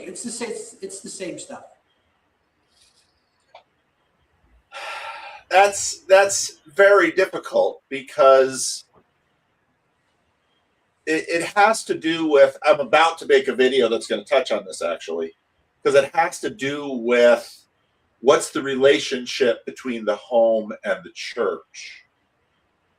And so part of what happens in the Protestant Reformation is Luther gets rid of the monasteries, and the home, the home becomes the little church for Protestantism. And, the monasteries are, I'd always, if I poke certain Orthodox people give me a biblical reference to the monastic movement, they might poke at the Essenes and John the Baptist, but, okay, somewhat, but what develops in terms of, we made it through again. What develops, this stuff is super, super deep. And so there have been the role that, Okay, so you talked earlier about women in terms of church roles. In the Dominican Republic, where you will not see women pastors, probably ever, women had a dama misionera. That was a powerful role in the Dominican churches, held by women only. In the Roman Catholic Church, you have Mary. In the Orthodox Church, the Theotokos. And so there have been various Protestant denominations that are not modernist at all that have had women's gifts in different functions. So what we've seen in the CRC, I think, is we will continue to see women using their gifts, but generally speaking, we're going to see men function predominantly at hosts of levels. And I think that's the standard arrangement for churches through time.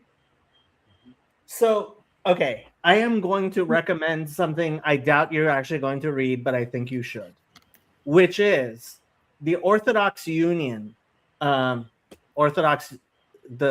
the Union of Orthodox Jewish Congregations of America. Gotta keep, every time you use that word Orthodox, Jacob, you better use Jew, because you had all of those people really excited about Orthodox Jacob, and then, wrong orthodoxy. Yeah. So the Union of Orthodox Jewish Congregations of America, also known as the Orthodox Union, they put out an official position paper because of the push towards ordaining women, which went through this idea of, okay, why don't we ordain women? And it's Talmudic, as you should expect, right? And one thing, I mean, I keep on pointing to Nechama Leibowitz. Nechama Leibowitz is probably the only major commentary on the Jewish Bible that's widely read who lived within the last 50 years. Sefaria has Nechama Leibowitz listed, right? Nechama is a women's name, in case that wasn't clear. She only went by the title of teacher, Mora, which is the same title they use in kindergarten, right? And to the shock of many people, we have what a crew. We have Professor Dr. Marcus Shera, PhD.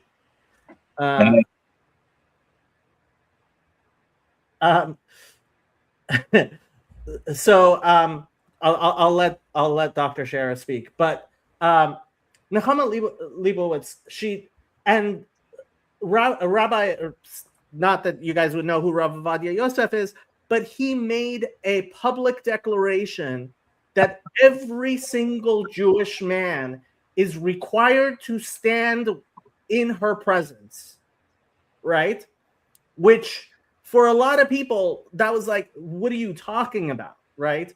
Like this was a real requirement. Like if she walked through certain neighborhoods in Jerusalem, everybody stood up, right? Yet she's not a rabbi. Well, what does that mean exactly, right? And I think that the OU actually dealt with it very well, which is why I recommend people read it, although I wonder. But Professor Shera, you wanted to explain to us the monastic tradition of the Eastern Orthodox, which it happens to also be your speciality. So please, Professor.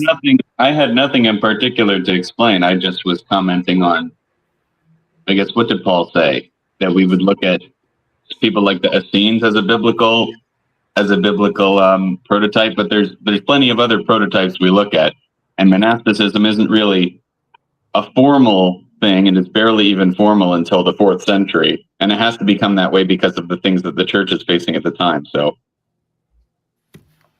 yeah, and I think Paul, can help you continue to map, right? So you talk about the home, But even within Orthodoxy, like we have our prayer corners and we have our daily, like you do the prayers, and a lot of the prayers are the same prayers that you're going to end up doing on Saturday and Sunday, and they're variable.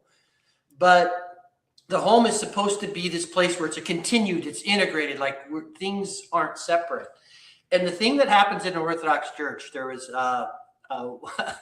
one of my priests had told me or whatever, which was kind of funny because they're talking about these roles. He goes, you know who has the real power in this church?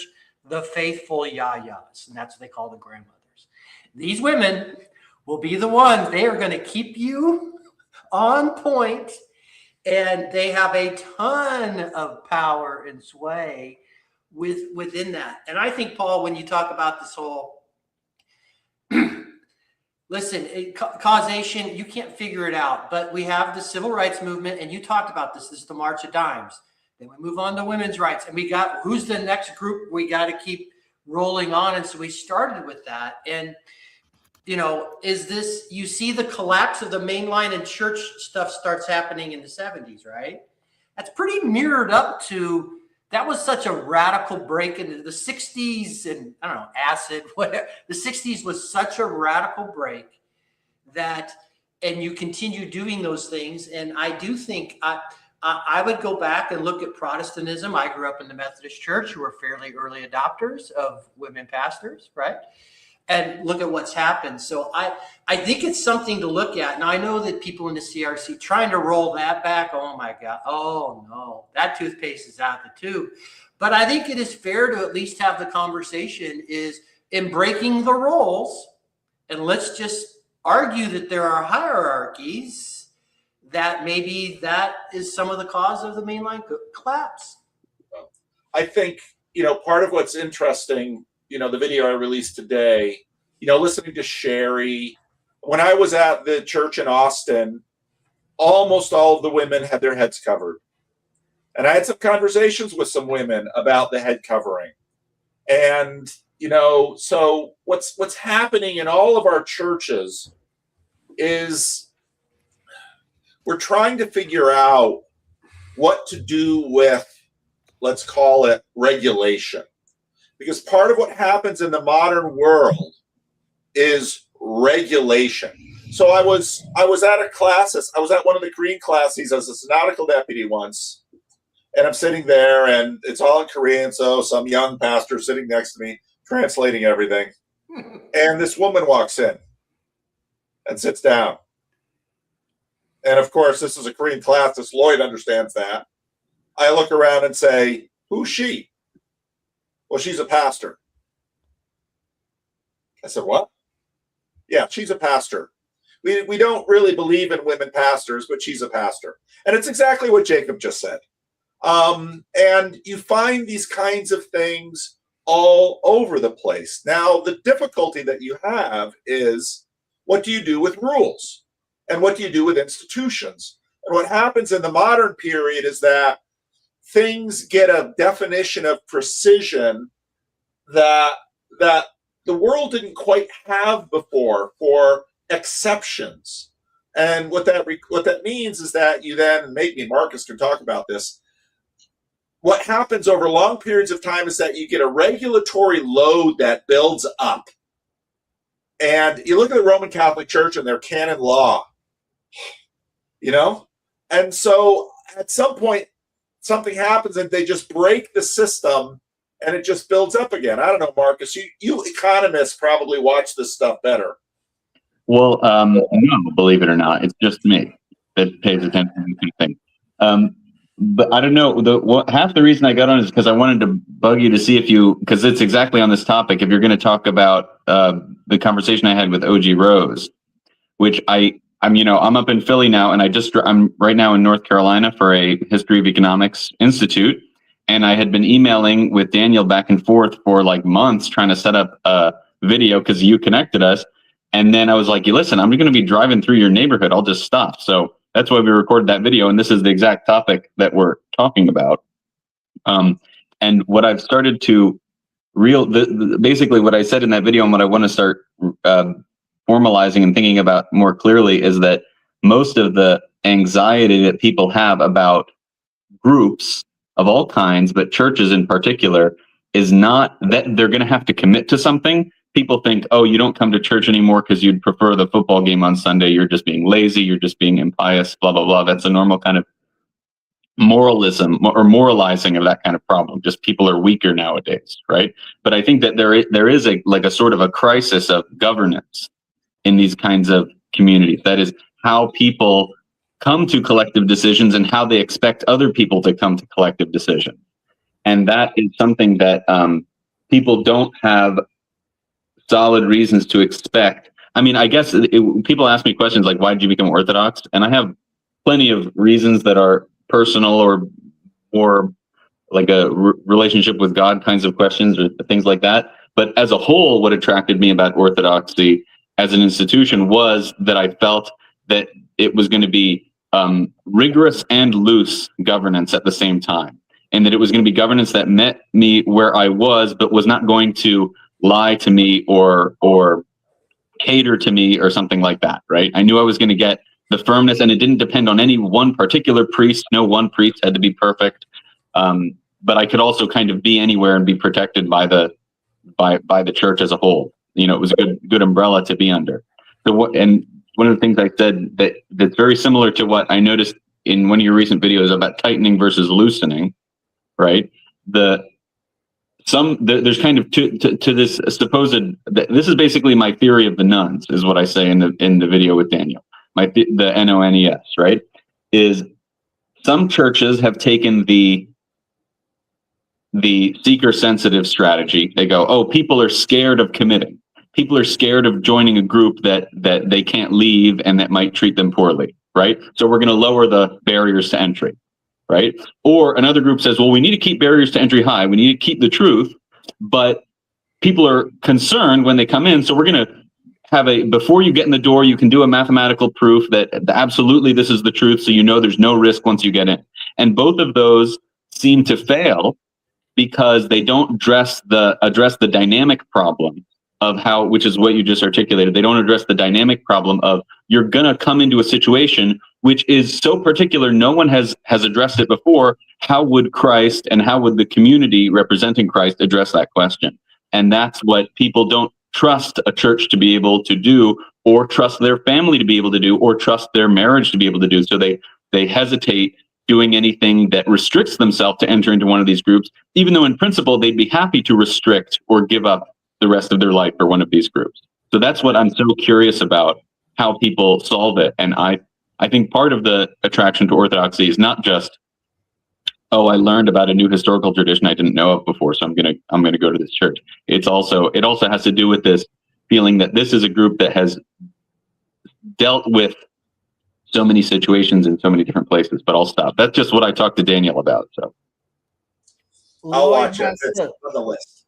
Lloyd has to leave soon, so I want to let him talk.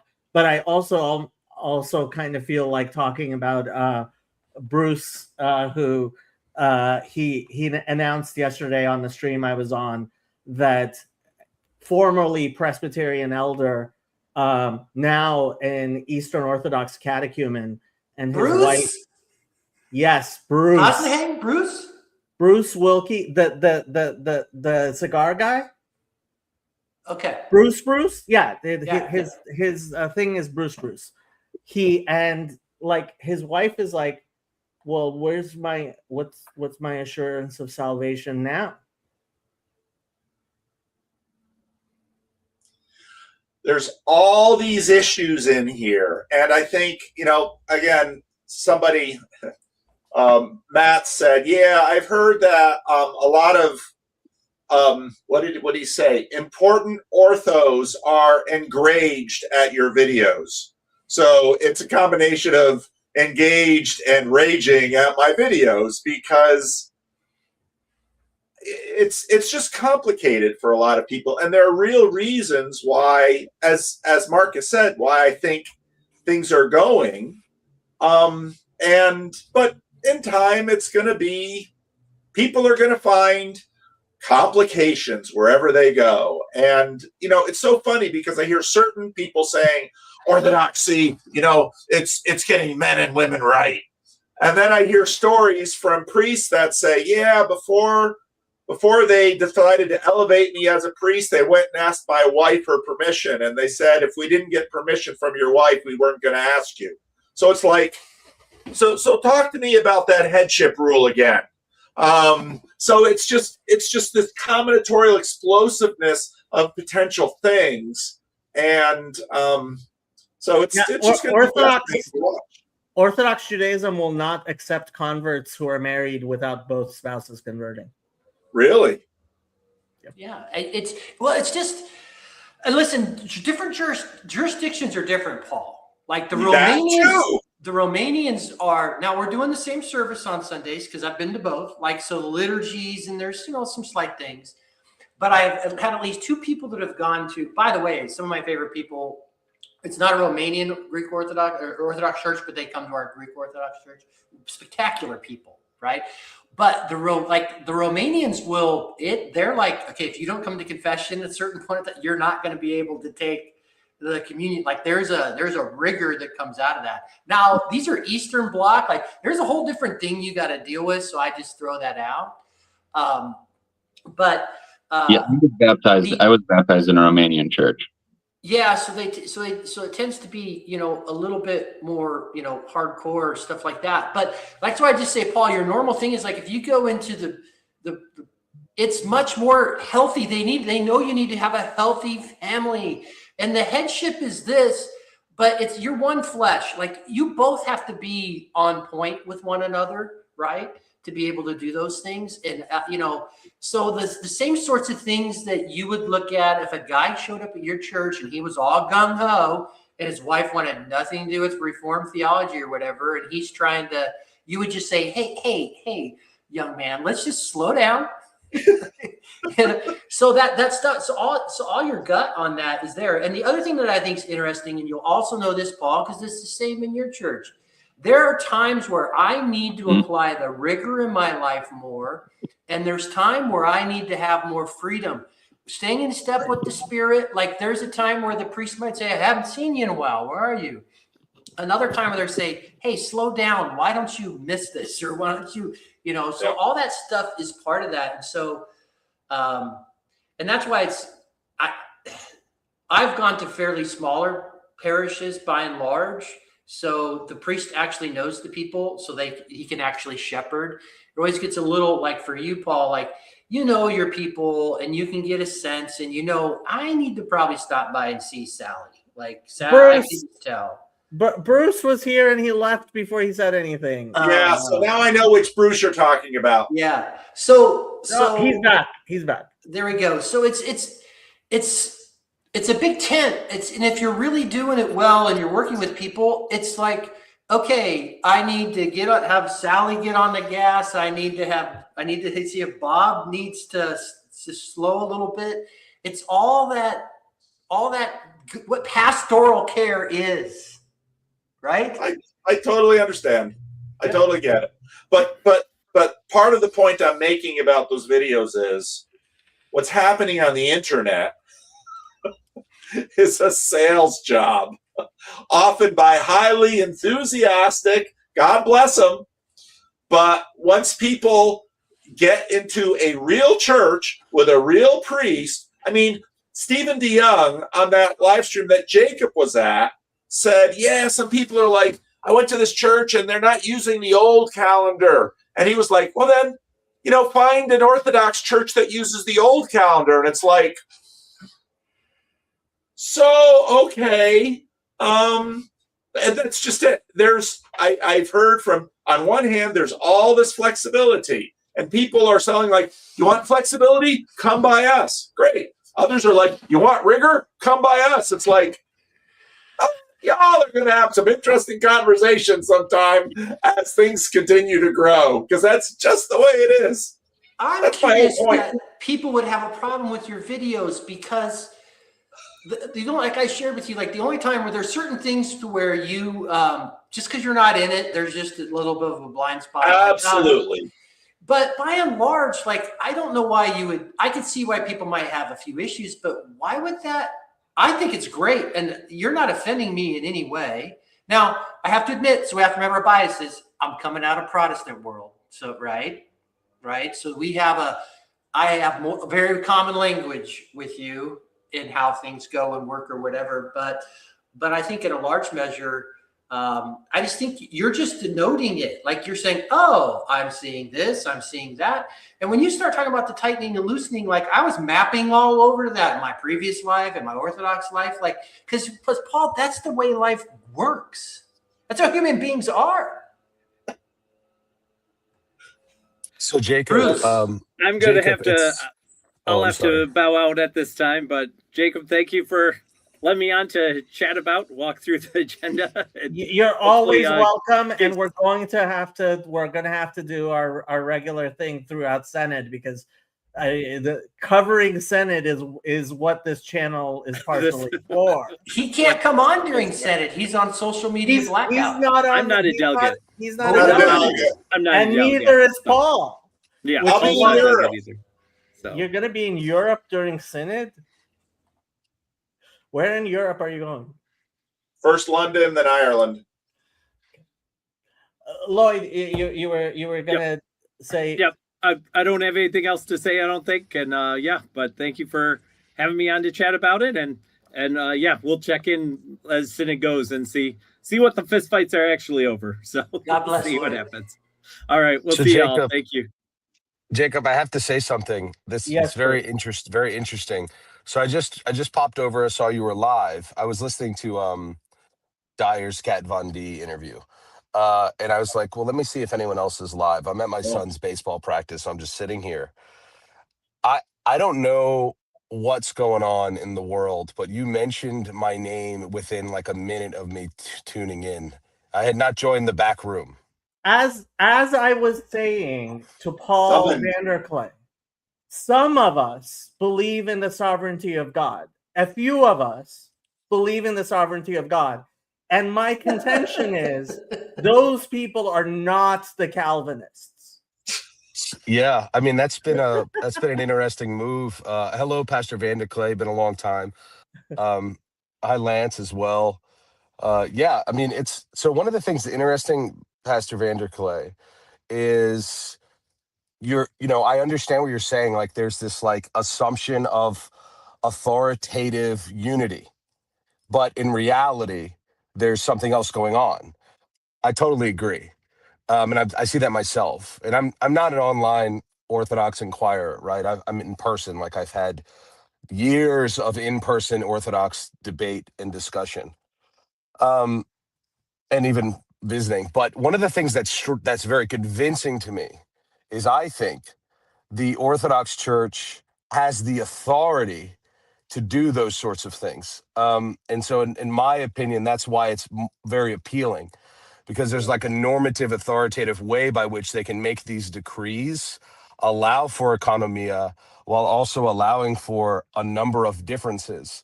And so the unity is in like large amounts of substance, but they have a particular set of hierarchical unity, not just episcopate, but also like historically, that would give them, I would say, like more authority to allow for distinctions, if that makes sense. And that to me is very appealing. I'll tell you, if there's one thing I could point to that would make me like go, hey, maybe Eastern Orthodoxy over Orthodox Judaism, it would be the fact that Metropolitan Saba came out with the type of whip hand I am kind of seeing.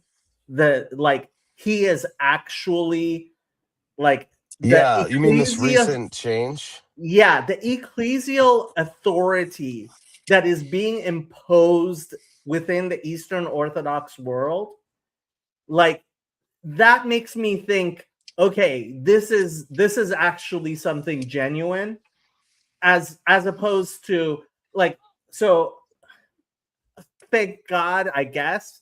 I mean, I believe in the sovereignty of God. The chat they didn't ask me about before I left last night. Somebody asked me about Yaron Reuven and whatever Mizrahi's first name is. I have videos condemning them. I know of some other people who have made videos condemning them, Yosef Mizrahi may be the most condemned Orthodox rabbi in the world, right? He has been condemned by more people than anybody. But at the same time, he's still out there functioning. And that's the thing. Metropolitan Saba seems to actually be like exercising the whip hand in a way that the rabbis don't seem to be willing to yet, at least. The only thing that puzzles me is if that is true, and it does seem to be the case. I even noticed the other Paul was mentioning that on Twitter, that it seems like the Eastern patriarchs are coming down on a number of these apologists online. It seems, at least from what they can tell. But what's strange is why would the apologists not be forthright about that? And in fact say the opposite, which is, no one told me to do this. And I find that to be, if that's true, now we're in like conspiracy world where these people are lying. I don't think anybody tapped Jay Dyer on the shoulder and said, "You will no longer do that." That's not how you exercise authority. But are you saying there's some sense in which he's influencing their decisions? If you have not listened, I actually sent the video to Paul, and maybe it might be worthwhile actually watching the video and doing a reaction video, but it's 45 minutes long. Yeah, I want to see it. I saw it. Metropolitan Saba's video. Yeah, I did see that.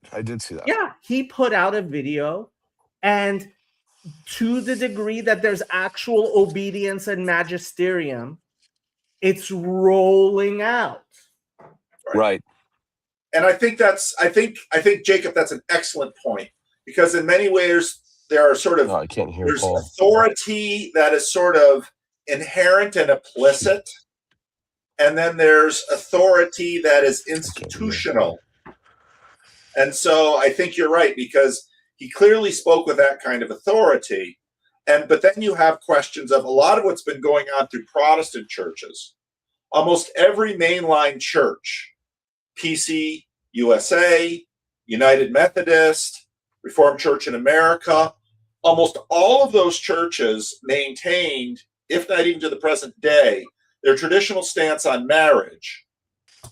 What happened in those churches was that they basically, it was most in the United Methodist, that there were United Methodist bishops that basically said, we're not only going to ignore what the church has to say, we are going to discipline beneath us those who are in alignment with the official statement of the church. And that's what basically destroyed the United Methodist Church. And the difference between the Christian Reformed Church and the Reformed Church in America is that the Christian Reformed Church basically said, we are going to enforce our beliefs. And that's what drove 2022 and following. Now, what's going to be interesting is that, so it was an Antiochian church that I visited. And part of what, it was very interesting listening to the OCA conversation about priest shortage, because it seems, and correct me if I'm wrong, that one of the things the OCA is able to do is elevate priests up to the role of bishop, similar to the Roman Catholics, in order to govern the church, to fill out your squares.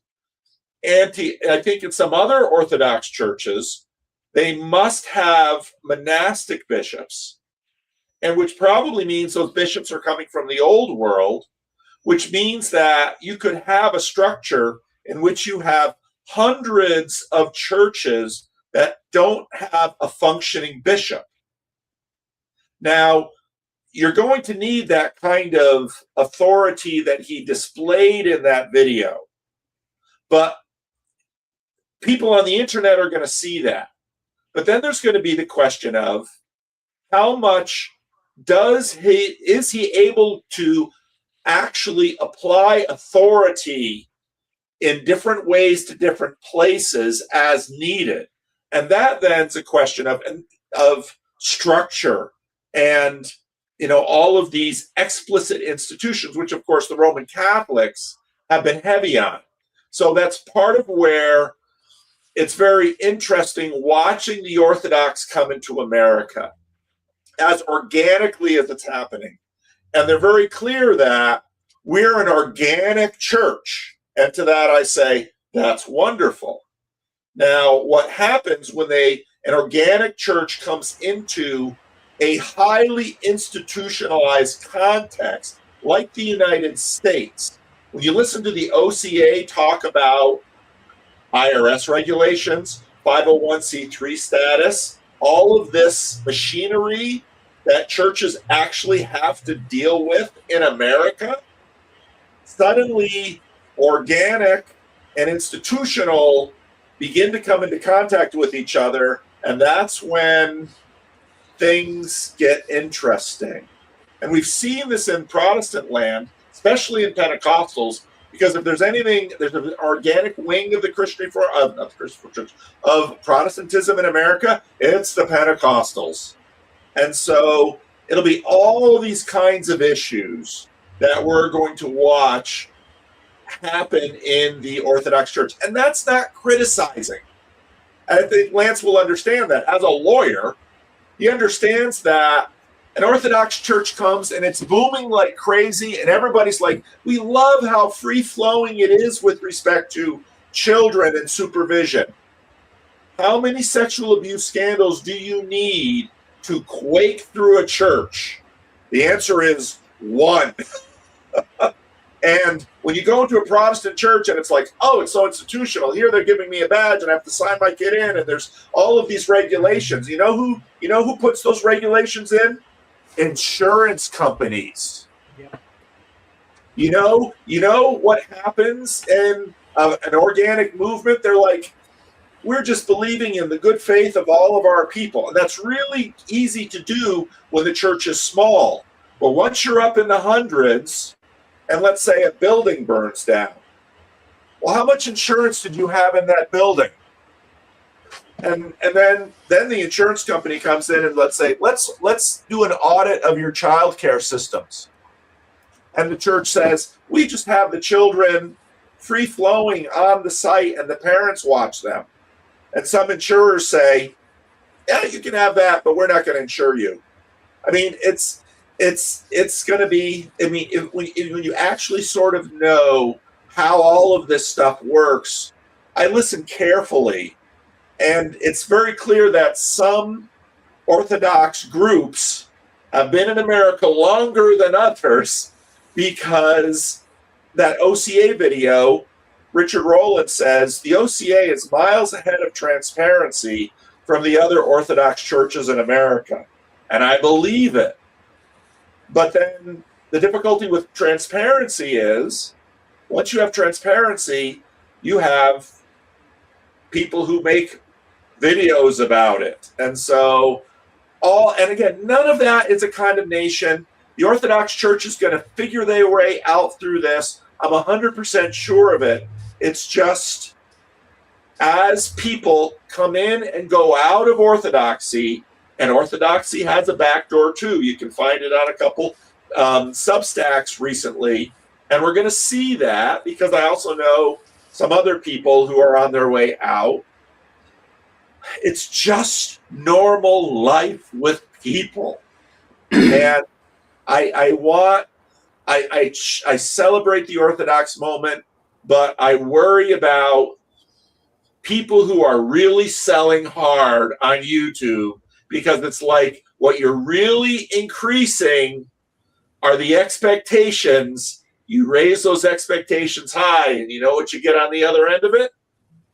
I was told Orthodoxy is by such and such YouTuber. So one of the things I'm really curious about is like, I don't know how many of these folks actually have the blessing of their priest or their bishop to be doing that, because you're supposed to, right?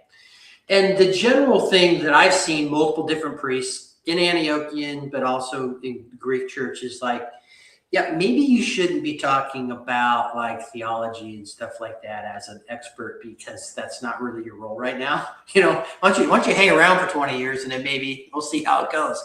So I've always been I've been very curious about that. And you're right, like the same thing is going to happen, but this is normal church life, Paul.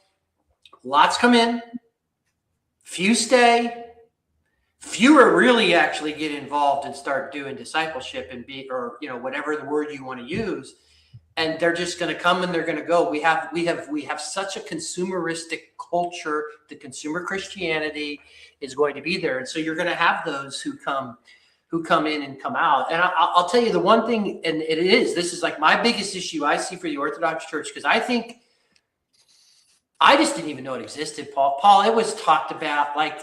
I studied the last 500 years in seminary, and we talked about, listen, let's just cut, at least where I grew up, the Protestants were like, okay, the Catholics are bad, so we'll start with the 95 Theses, and we'll figure out everything that was bad, and then we'll move forward from there, right? And there's some Orthodox over there, whatever, they're over here. We didn't even like talk about them really. It might have been like a page that you kind of thought about it. So I do think that people they're being exposed to something, and I do think there is something real. Obviously, I'm there, so I think there's substance to it, and so that will happen. But I think the priest shortage is the big thing, and I've been talking about this for years, Paul. I did house church. I've been out in non-denominational church. This stuff is really hard. We had elder groups around us, like there was a lot of wisdom. Because the guy who was leading us, Fuller grad, whatever, like he put all these wisdom steps in there. But many of us, we shouldn't have been pastor. I'm just going to say, like yes, I went through the seminary program, but there's losing the vocation. Like what the CRC does, there's vetting. Like not every young boy that decided he was not going to be allowed to be our CRC minister of the word. There's a certain temperament. There's a certain character. There's a certain, okay, we are going to trust this person, that we're going to put the vocational ministry with guardrails. And I know for the low church people or whatever, because yes, scandals happen even when you do all that vetting. But you have the things that are happening out in the wild, Paul, so I really think that losing the vocation, the Protestant world, I'm just going to bang my head. I'm like, man, losing vocational pastors, like this is new. We're just new into losing the vocational pastors over the past 25 years. Yeah. Paul, I don't know.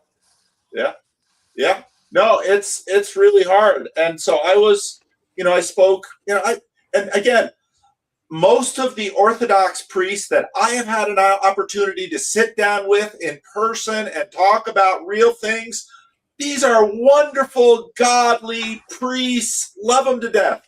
I have no problem celebrating whatever word we want to use, revival or moment for Orthodox success right now. America needs it. God bless it. Let it roll. So I'm totally good with it. But I look at some of these guys and they're bivocational and they are in church a lot. I mean, they have a heavy load of running services, and these services go a long time. And, you listen to Richard Roll and he's like, I can't do confession. I'm a deacon. It's just time and energy with some of the load on these guys. But, I've seen this with Korean pastors too. Korean, Presbyterian and CRC pastors, where you're expected to have that prayer service at 5 a.m. every day of the week. And you're expected here and you're expected there. And you're family people. And you're getting paid a pittance. And so, I mean, Lance, because you've seen lots of different stages of church. And all those realities are real. And so, God bless them. Yeah. I have nothing but respect for these priests. If I could get rid of one thing, I would destroy bivocational. The bivocational, it destroys, it is burnout. Unless you're a top 1%er who can make a lot of money and you're very entrepreneurial and stuff comes easily to you that way. So no job is part-time. Okay. So you're working this to earn this money for your family. Then you have this calling unto the Lord that you feel, you know what I mean? So you got this pressure here. So then you've got all the things that come up with it.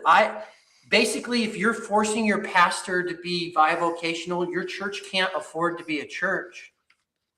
If you can't support a full-time pastor, you shouldn't call yourself a church. And I've seen way too many guys, Paul, in the house church move. I would say 80% of them burned out. Their families suffered.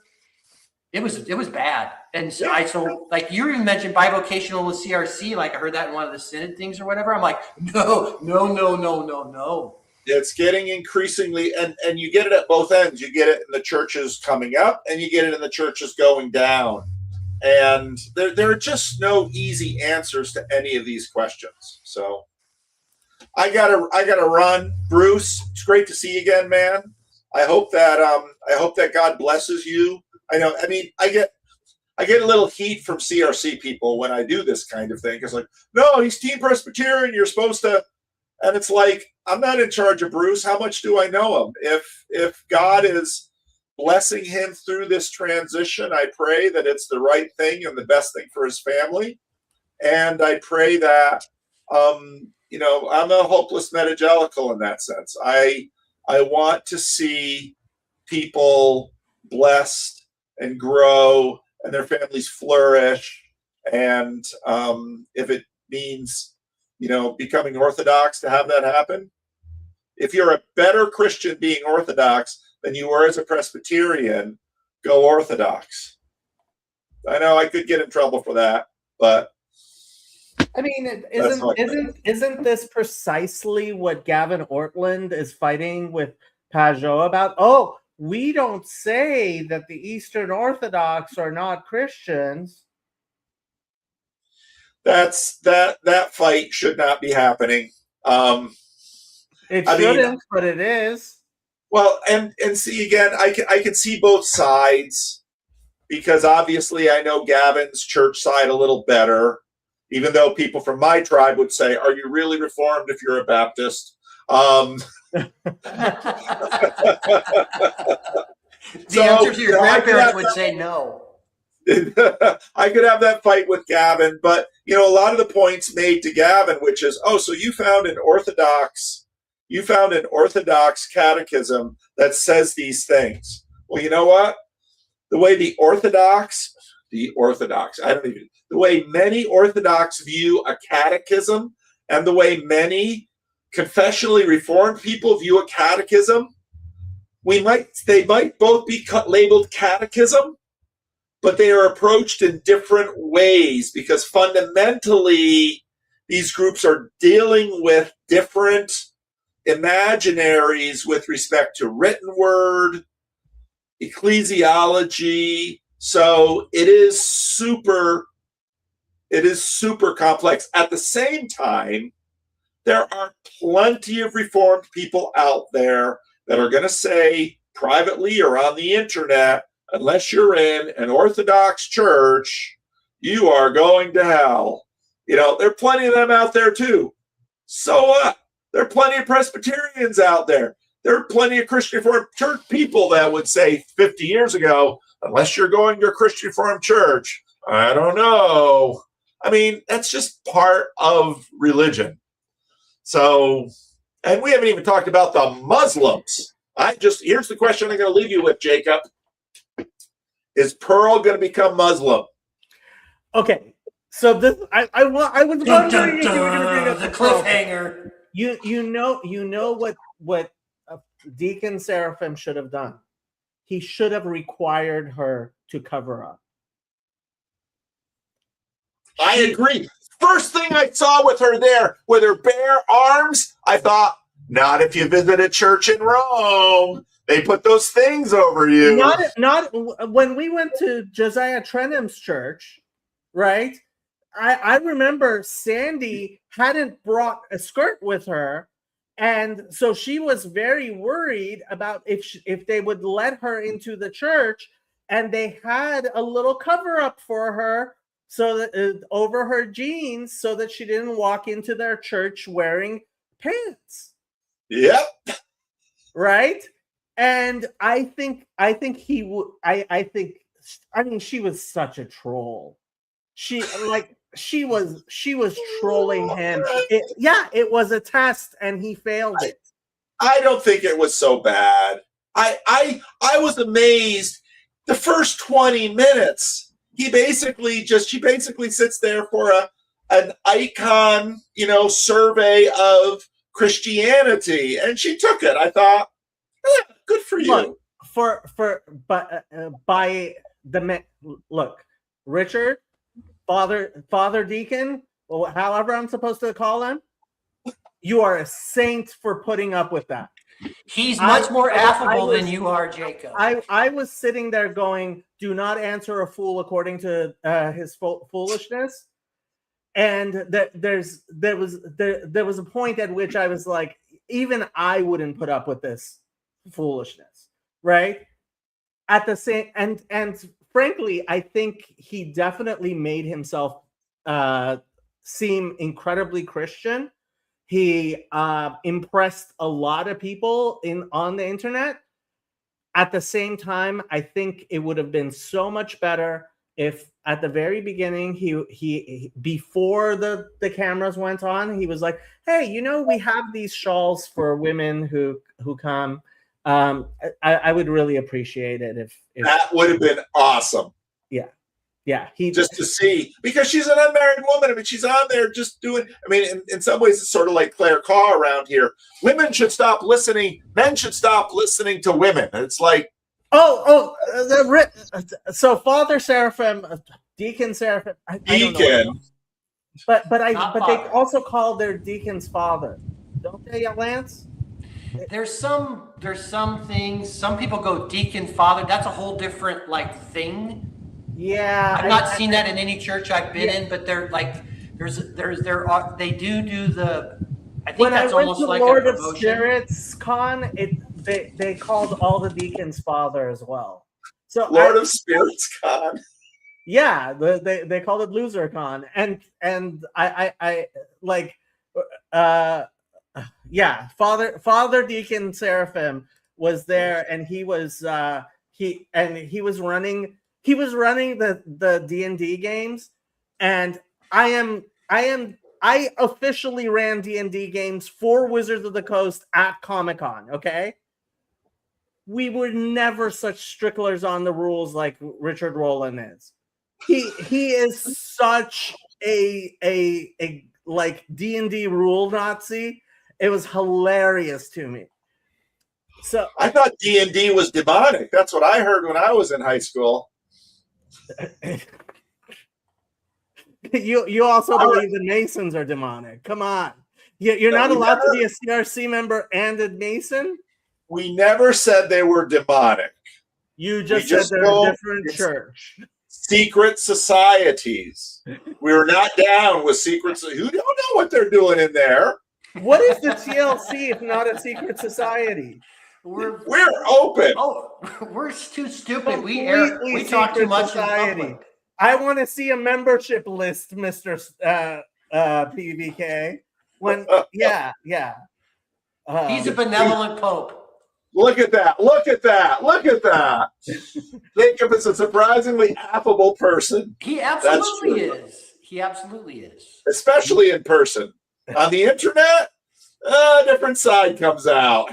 But it depends what I could find, Jacob. We've always had these affable conversations, but if the time warranted that he felt he needed to speak up, Jacob would speak up. Look, on the internet, I'm speaking to more than just the one person I'm talking to.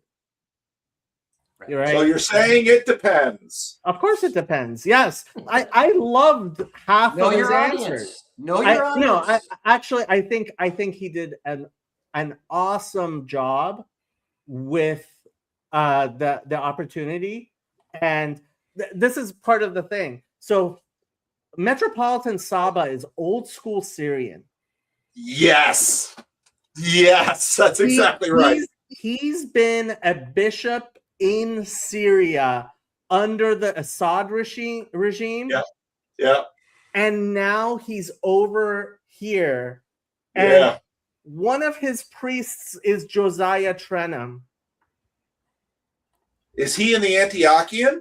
Yeah. I checked. Father DeYoung, Father Stephen Ament, Father Stephen DeYoung, but Father and Stephen Trenum. is very obedient to his metropolitan. But it's just that, and guess who's been on Tucker? Josiah Trenum's been on Tucker Carlson. And Father Stephen DeYoung has been on Tucker Carlson. Guess who hasn't been on Tucker Carlson? Metropolitan Saba. And do you actually think Tucker's ever going to interview Metropolitan Saba?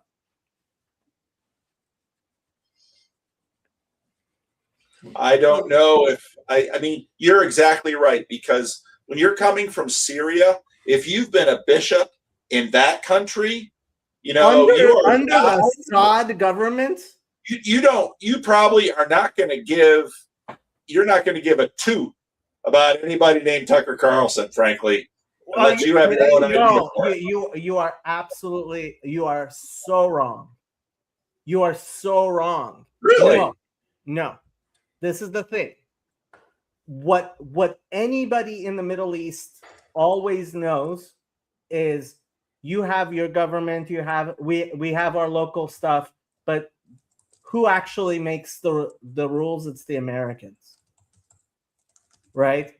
And Metropolitan Saba was a bishop in the Antiochian church under Assad because he was not murdered, right? Yeah, so like that, he knows his politics. The man is, I am sure, very shrewd in terms of politics, and part of the reason that he has been named the Metropolitan in the United States is because the patriarch realizes the importance, and he's apparently taken somebody who he trusts to be able to represent himself. And that's why when I saw the YouTube video, look, that YouTube channel has 200,000 subscribers. There are not a lot of metropolitans with 200,000 subscribers, right? So this is going to be absolutely fascinating to me. Wow, Jacob, you just opened up a whole new vein in my imagination from that comment. Because remember when Leo was elected, and I said, an American Pope, and everybody and all the Catholics jumped on me. Oh, you're so cynical. Oh, you're so cynical. Oh, I'm not being cynical. No. It's and every, so we're going to have a new president of Calvin Seminary. Do you know half of the job description for the president of Calvin Seminary? Of course. I'm not being cynical. No. I'm not saying that's his only thing. It's just that if the Vatican runs a structural deficit of, millions of dollars a year, your Pope is your chief fundraiser, and the place to get your money from, if you're an Orthodox church whose roots come from another country. In Syria, your jurisdiction is why isn't the Eastern Orthodox Church have the normal jurisdictional problems? Why did the Antiochians suddenly have problems with the Greeks over who can have, I believe it's either Qatar or Kuwait, who can have a bishop in, right? Yes. Wait. I don't know how long it'll take, but these churches are going to have a turf war over America. Well, so Paul, are here's going the deal. to? No, they are already having a turf war. So if you look at Bishop Callistos, where the same thing's going on in the UK, because you're only supposed to have one bishop over the churches in the city. They know that they're out. There's a lot of conversations that have been going on for this, even before this Orthodox moment. Okay. And then also I realized too, like if I have a jurisdiction, are they just going to give it up to a North American patriarchy? Like, no, because like there's money, there's power, there's all sorts of things associated with it. And so when Father Stephen DeYoung, and like my priest talks about, he says in the next couple, and Bishop Callistos Ware talked about this, in the next couple hundred of years, this thing's going to figure its way out. It will, right? But so there's a lot of that is going on. But so here's what I like. So I heard. So here's me being inside of it. I heard Metropolitan Saba's account, and I understood. I totally mapped onto what he was talking about. There's a lot that's going on, so on and so forth. I know Josiah Trenum, if Metropolitan Saba called him up and told him, I don't want you doing YouTube stuff, he would be obedient to that. He better be. Yeah, he would. He absolutely would, but I don't think Metro Saba, I think these guys, like if you talk to Father DeYoung, he has the blessing of his bishop to be doing the things he's doing. Okay. I give non-Arabic speaking priests in the Antiochian church a lot more leeway than I do someone who actually knows the Middle East. And so I have kept my mouth shut about Josiah Trenum mostly. I do not think Father Stephen DeYoung should be put in the same category as Josiah Trenum. From my experience, when PVK, we went together to his church, and he said, this is a mega church pastor. Yeah, he's a mega church pastor. So, but here's the thing about Orthodoxy. It's a big tent. People don't understand. No, you're right. But they're not going to say it's a big tent, because the minute you say it's a big tent, all these ortho bros on the internet are going to hear Catholic and mainline. Well, I don't think that's so important. I actually think what's probably more important to Metropolitan Saba, and I don't know the patriarch's name, is the fact that right now with the situation in Syria, there is going to be large numbers of refugees. I think they care about the people in Syria who are going to hopefully be able to get visas to come to the United States. Well, and how much will Christians just clear out of the Middle East like Jews were cleared out of Iran? I mean, that's a big issue too. Oh, well, they have been. I mean, the genocide of Copts in Egypt is real. Yeah. That's an actual genocide. So, but at any rate, so Paul, like that Big Tent comment, if you just read, like Bishop Callistos Ware has a hopeful universalism, and he's a bishop and he's okay. And you got Father DeYoung, he's like, yeah, there's no hopeful universalism or whatever. Both of them are okay. Hold on. Father Stevens actually has said, it's good to be hopeful. Right, but they have a very different brand. They have a very different brand of it. Right, but they overlap more than what maybe that would look like. Bishop Barron and Father Stephen have said the exact same thing from everything I've seen. Yeah, you can hope for it, and it's nice to hope for it, but don't count on it. So again, they're very different than Bishop Callistos Ware. But what I would say this is that it is a big like there's a lot of looseness. We don't try to define everything, Paul. So there's some looseness in what would be considered confessional. And so it is a big tent. But here's the other thing I would say. This is practical. Josiah Trenum is packing them in, and they're bringing in a lot of money. That brings power.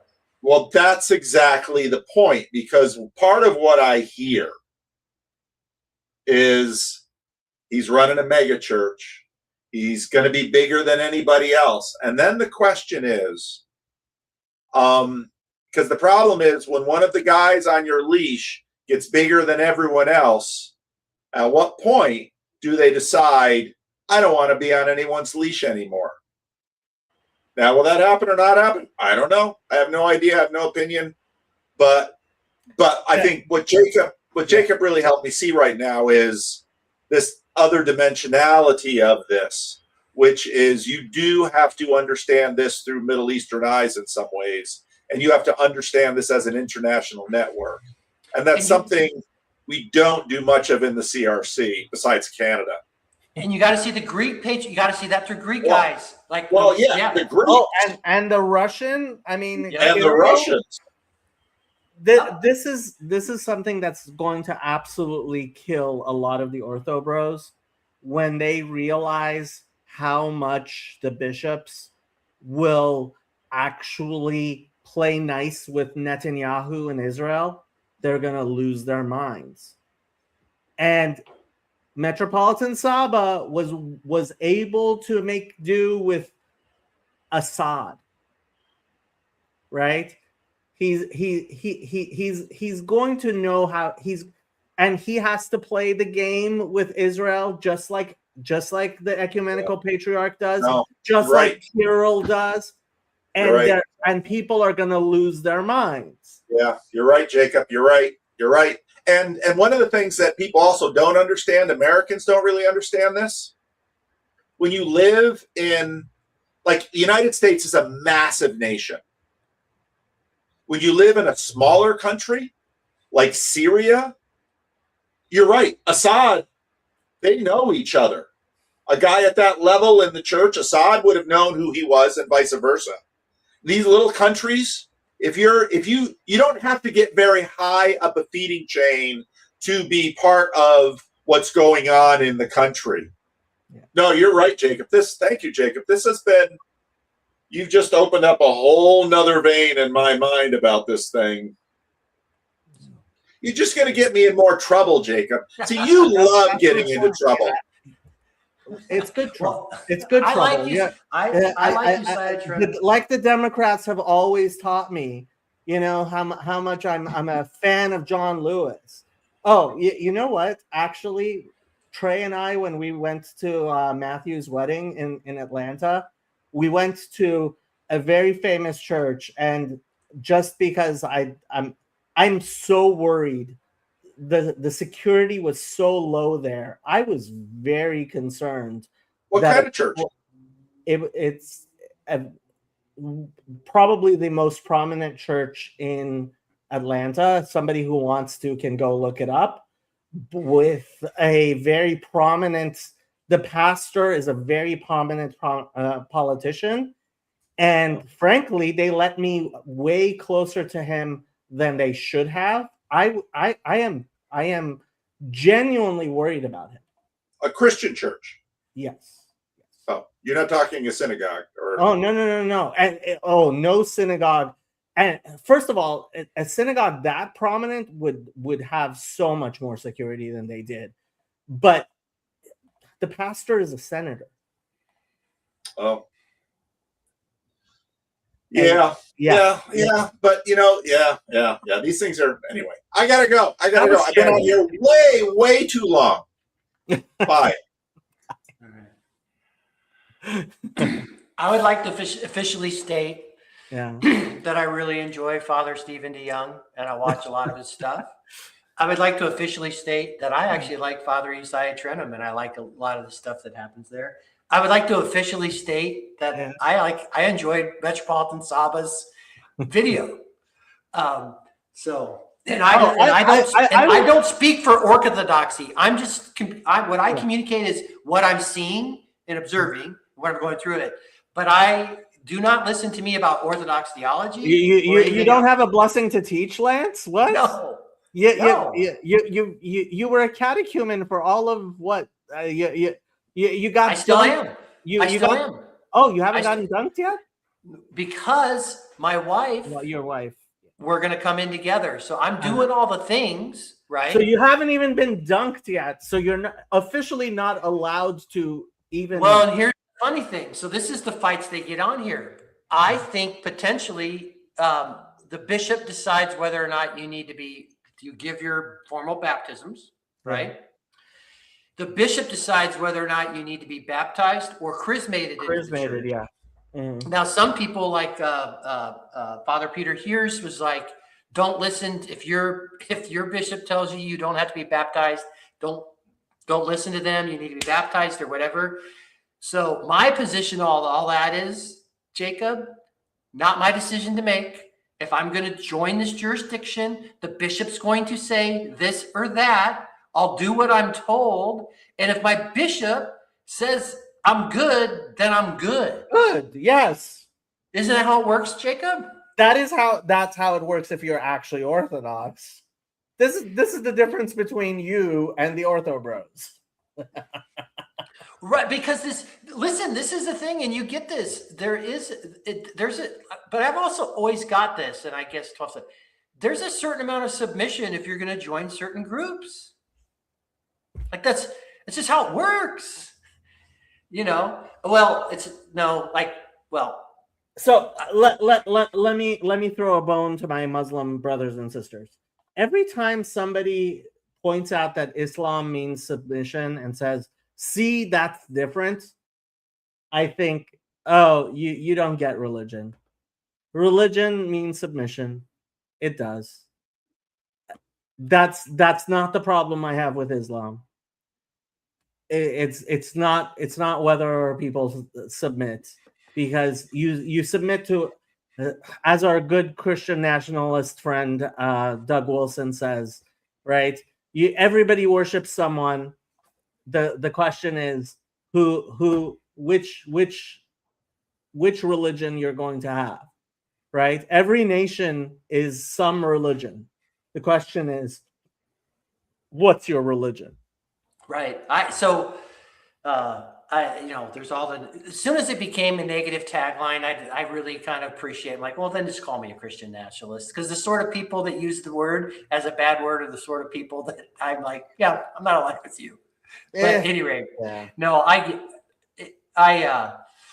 no. So again, but there are tons of videos out there by all sorts of people telling you, oh, if your bishop won't baptize you, leave that and go to another place where I'm like, that's not how it, like, that's if you're going to hold to the one true church and the hierarchy, like you're going to hold the whole thing, you as a layperson who doesn't have the responsibilities of the hierarchy of decisions is relieved of that.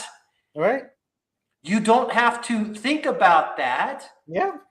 And you just, and then if somebody wants to come and say, oh my gosh, here's the other thing I know, at least for me, Jacob, this is it, but you can put this to God.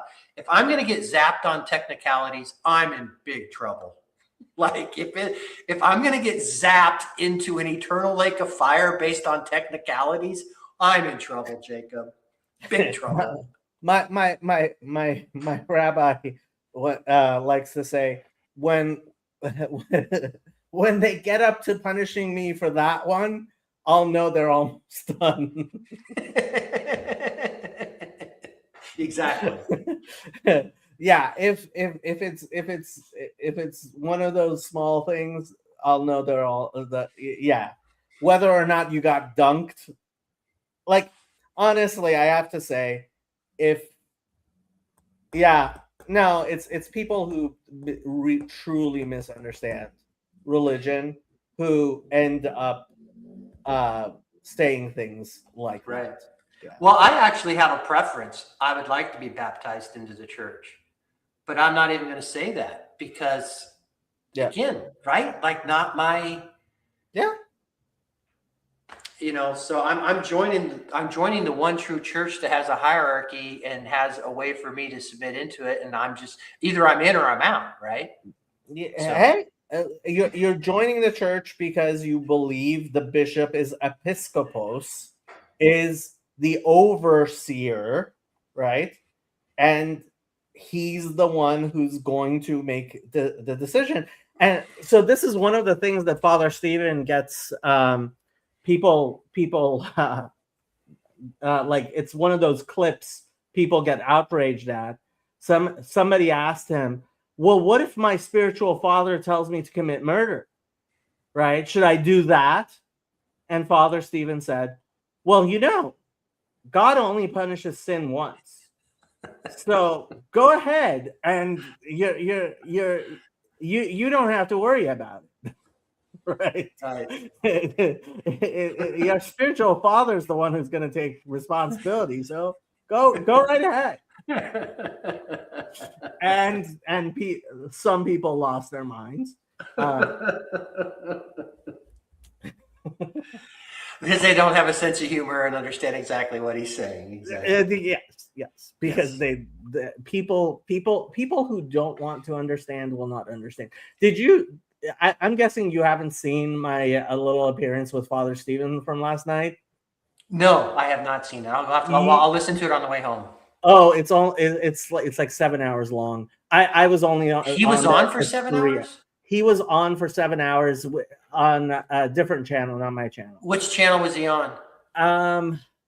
The Alex guy, the lawyer. Yeah, guy? Alex. What's his name?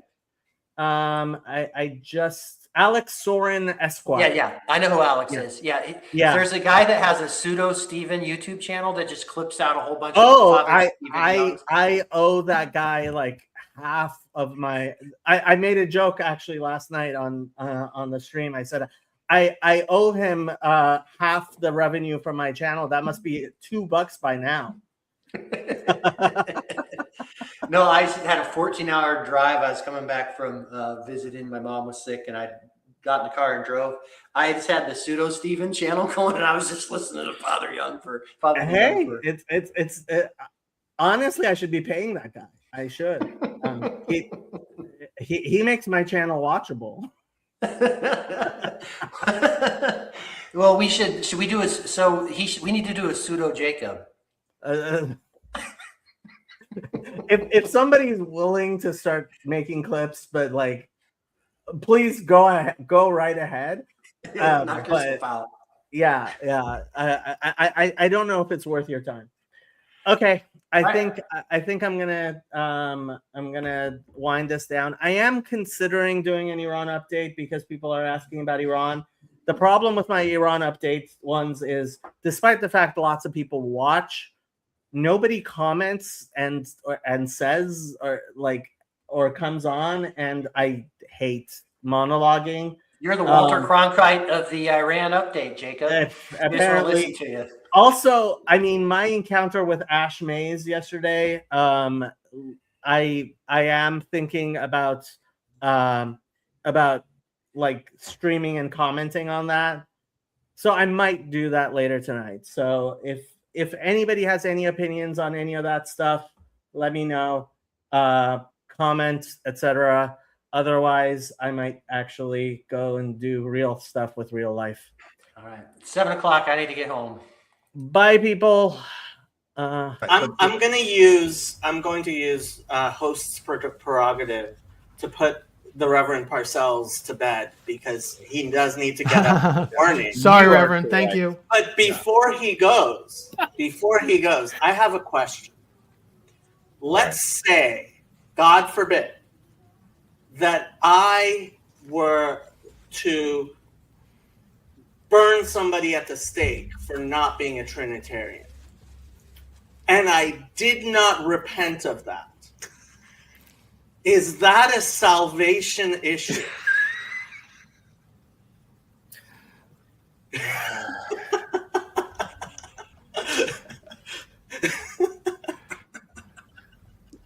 Sometimes Jacob takes that devil's advocate thing too far. There's a proverb that says something like, "Don't answer a fool according to his folly." But there's a proverb that says, "Answer a fool according to his folly." There is. Exactly right.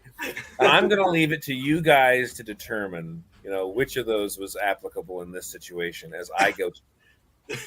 So, but anyhow, good. Thank you, Reverend. Good to Thank chat you. with you all. Thank you. Good night. Yeah. The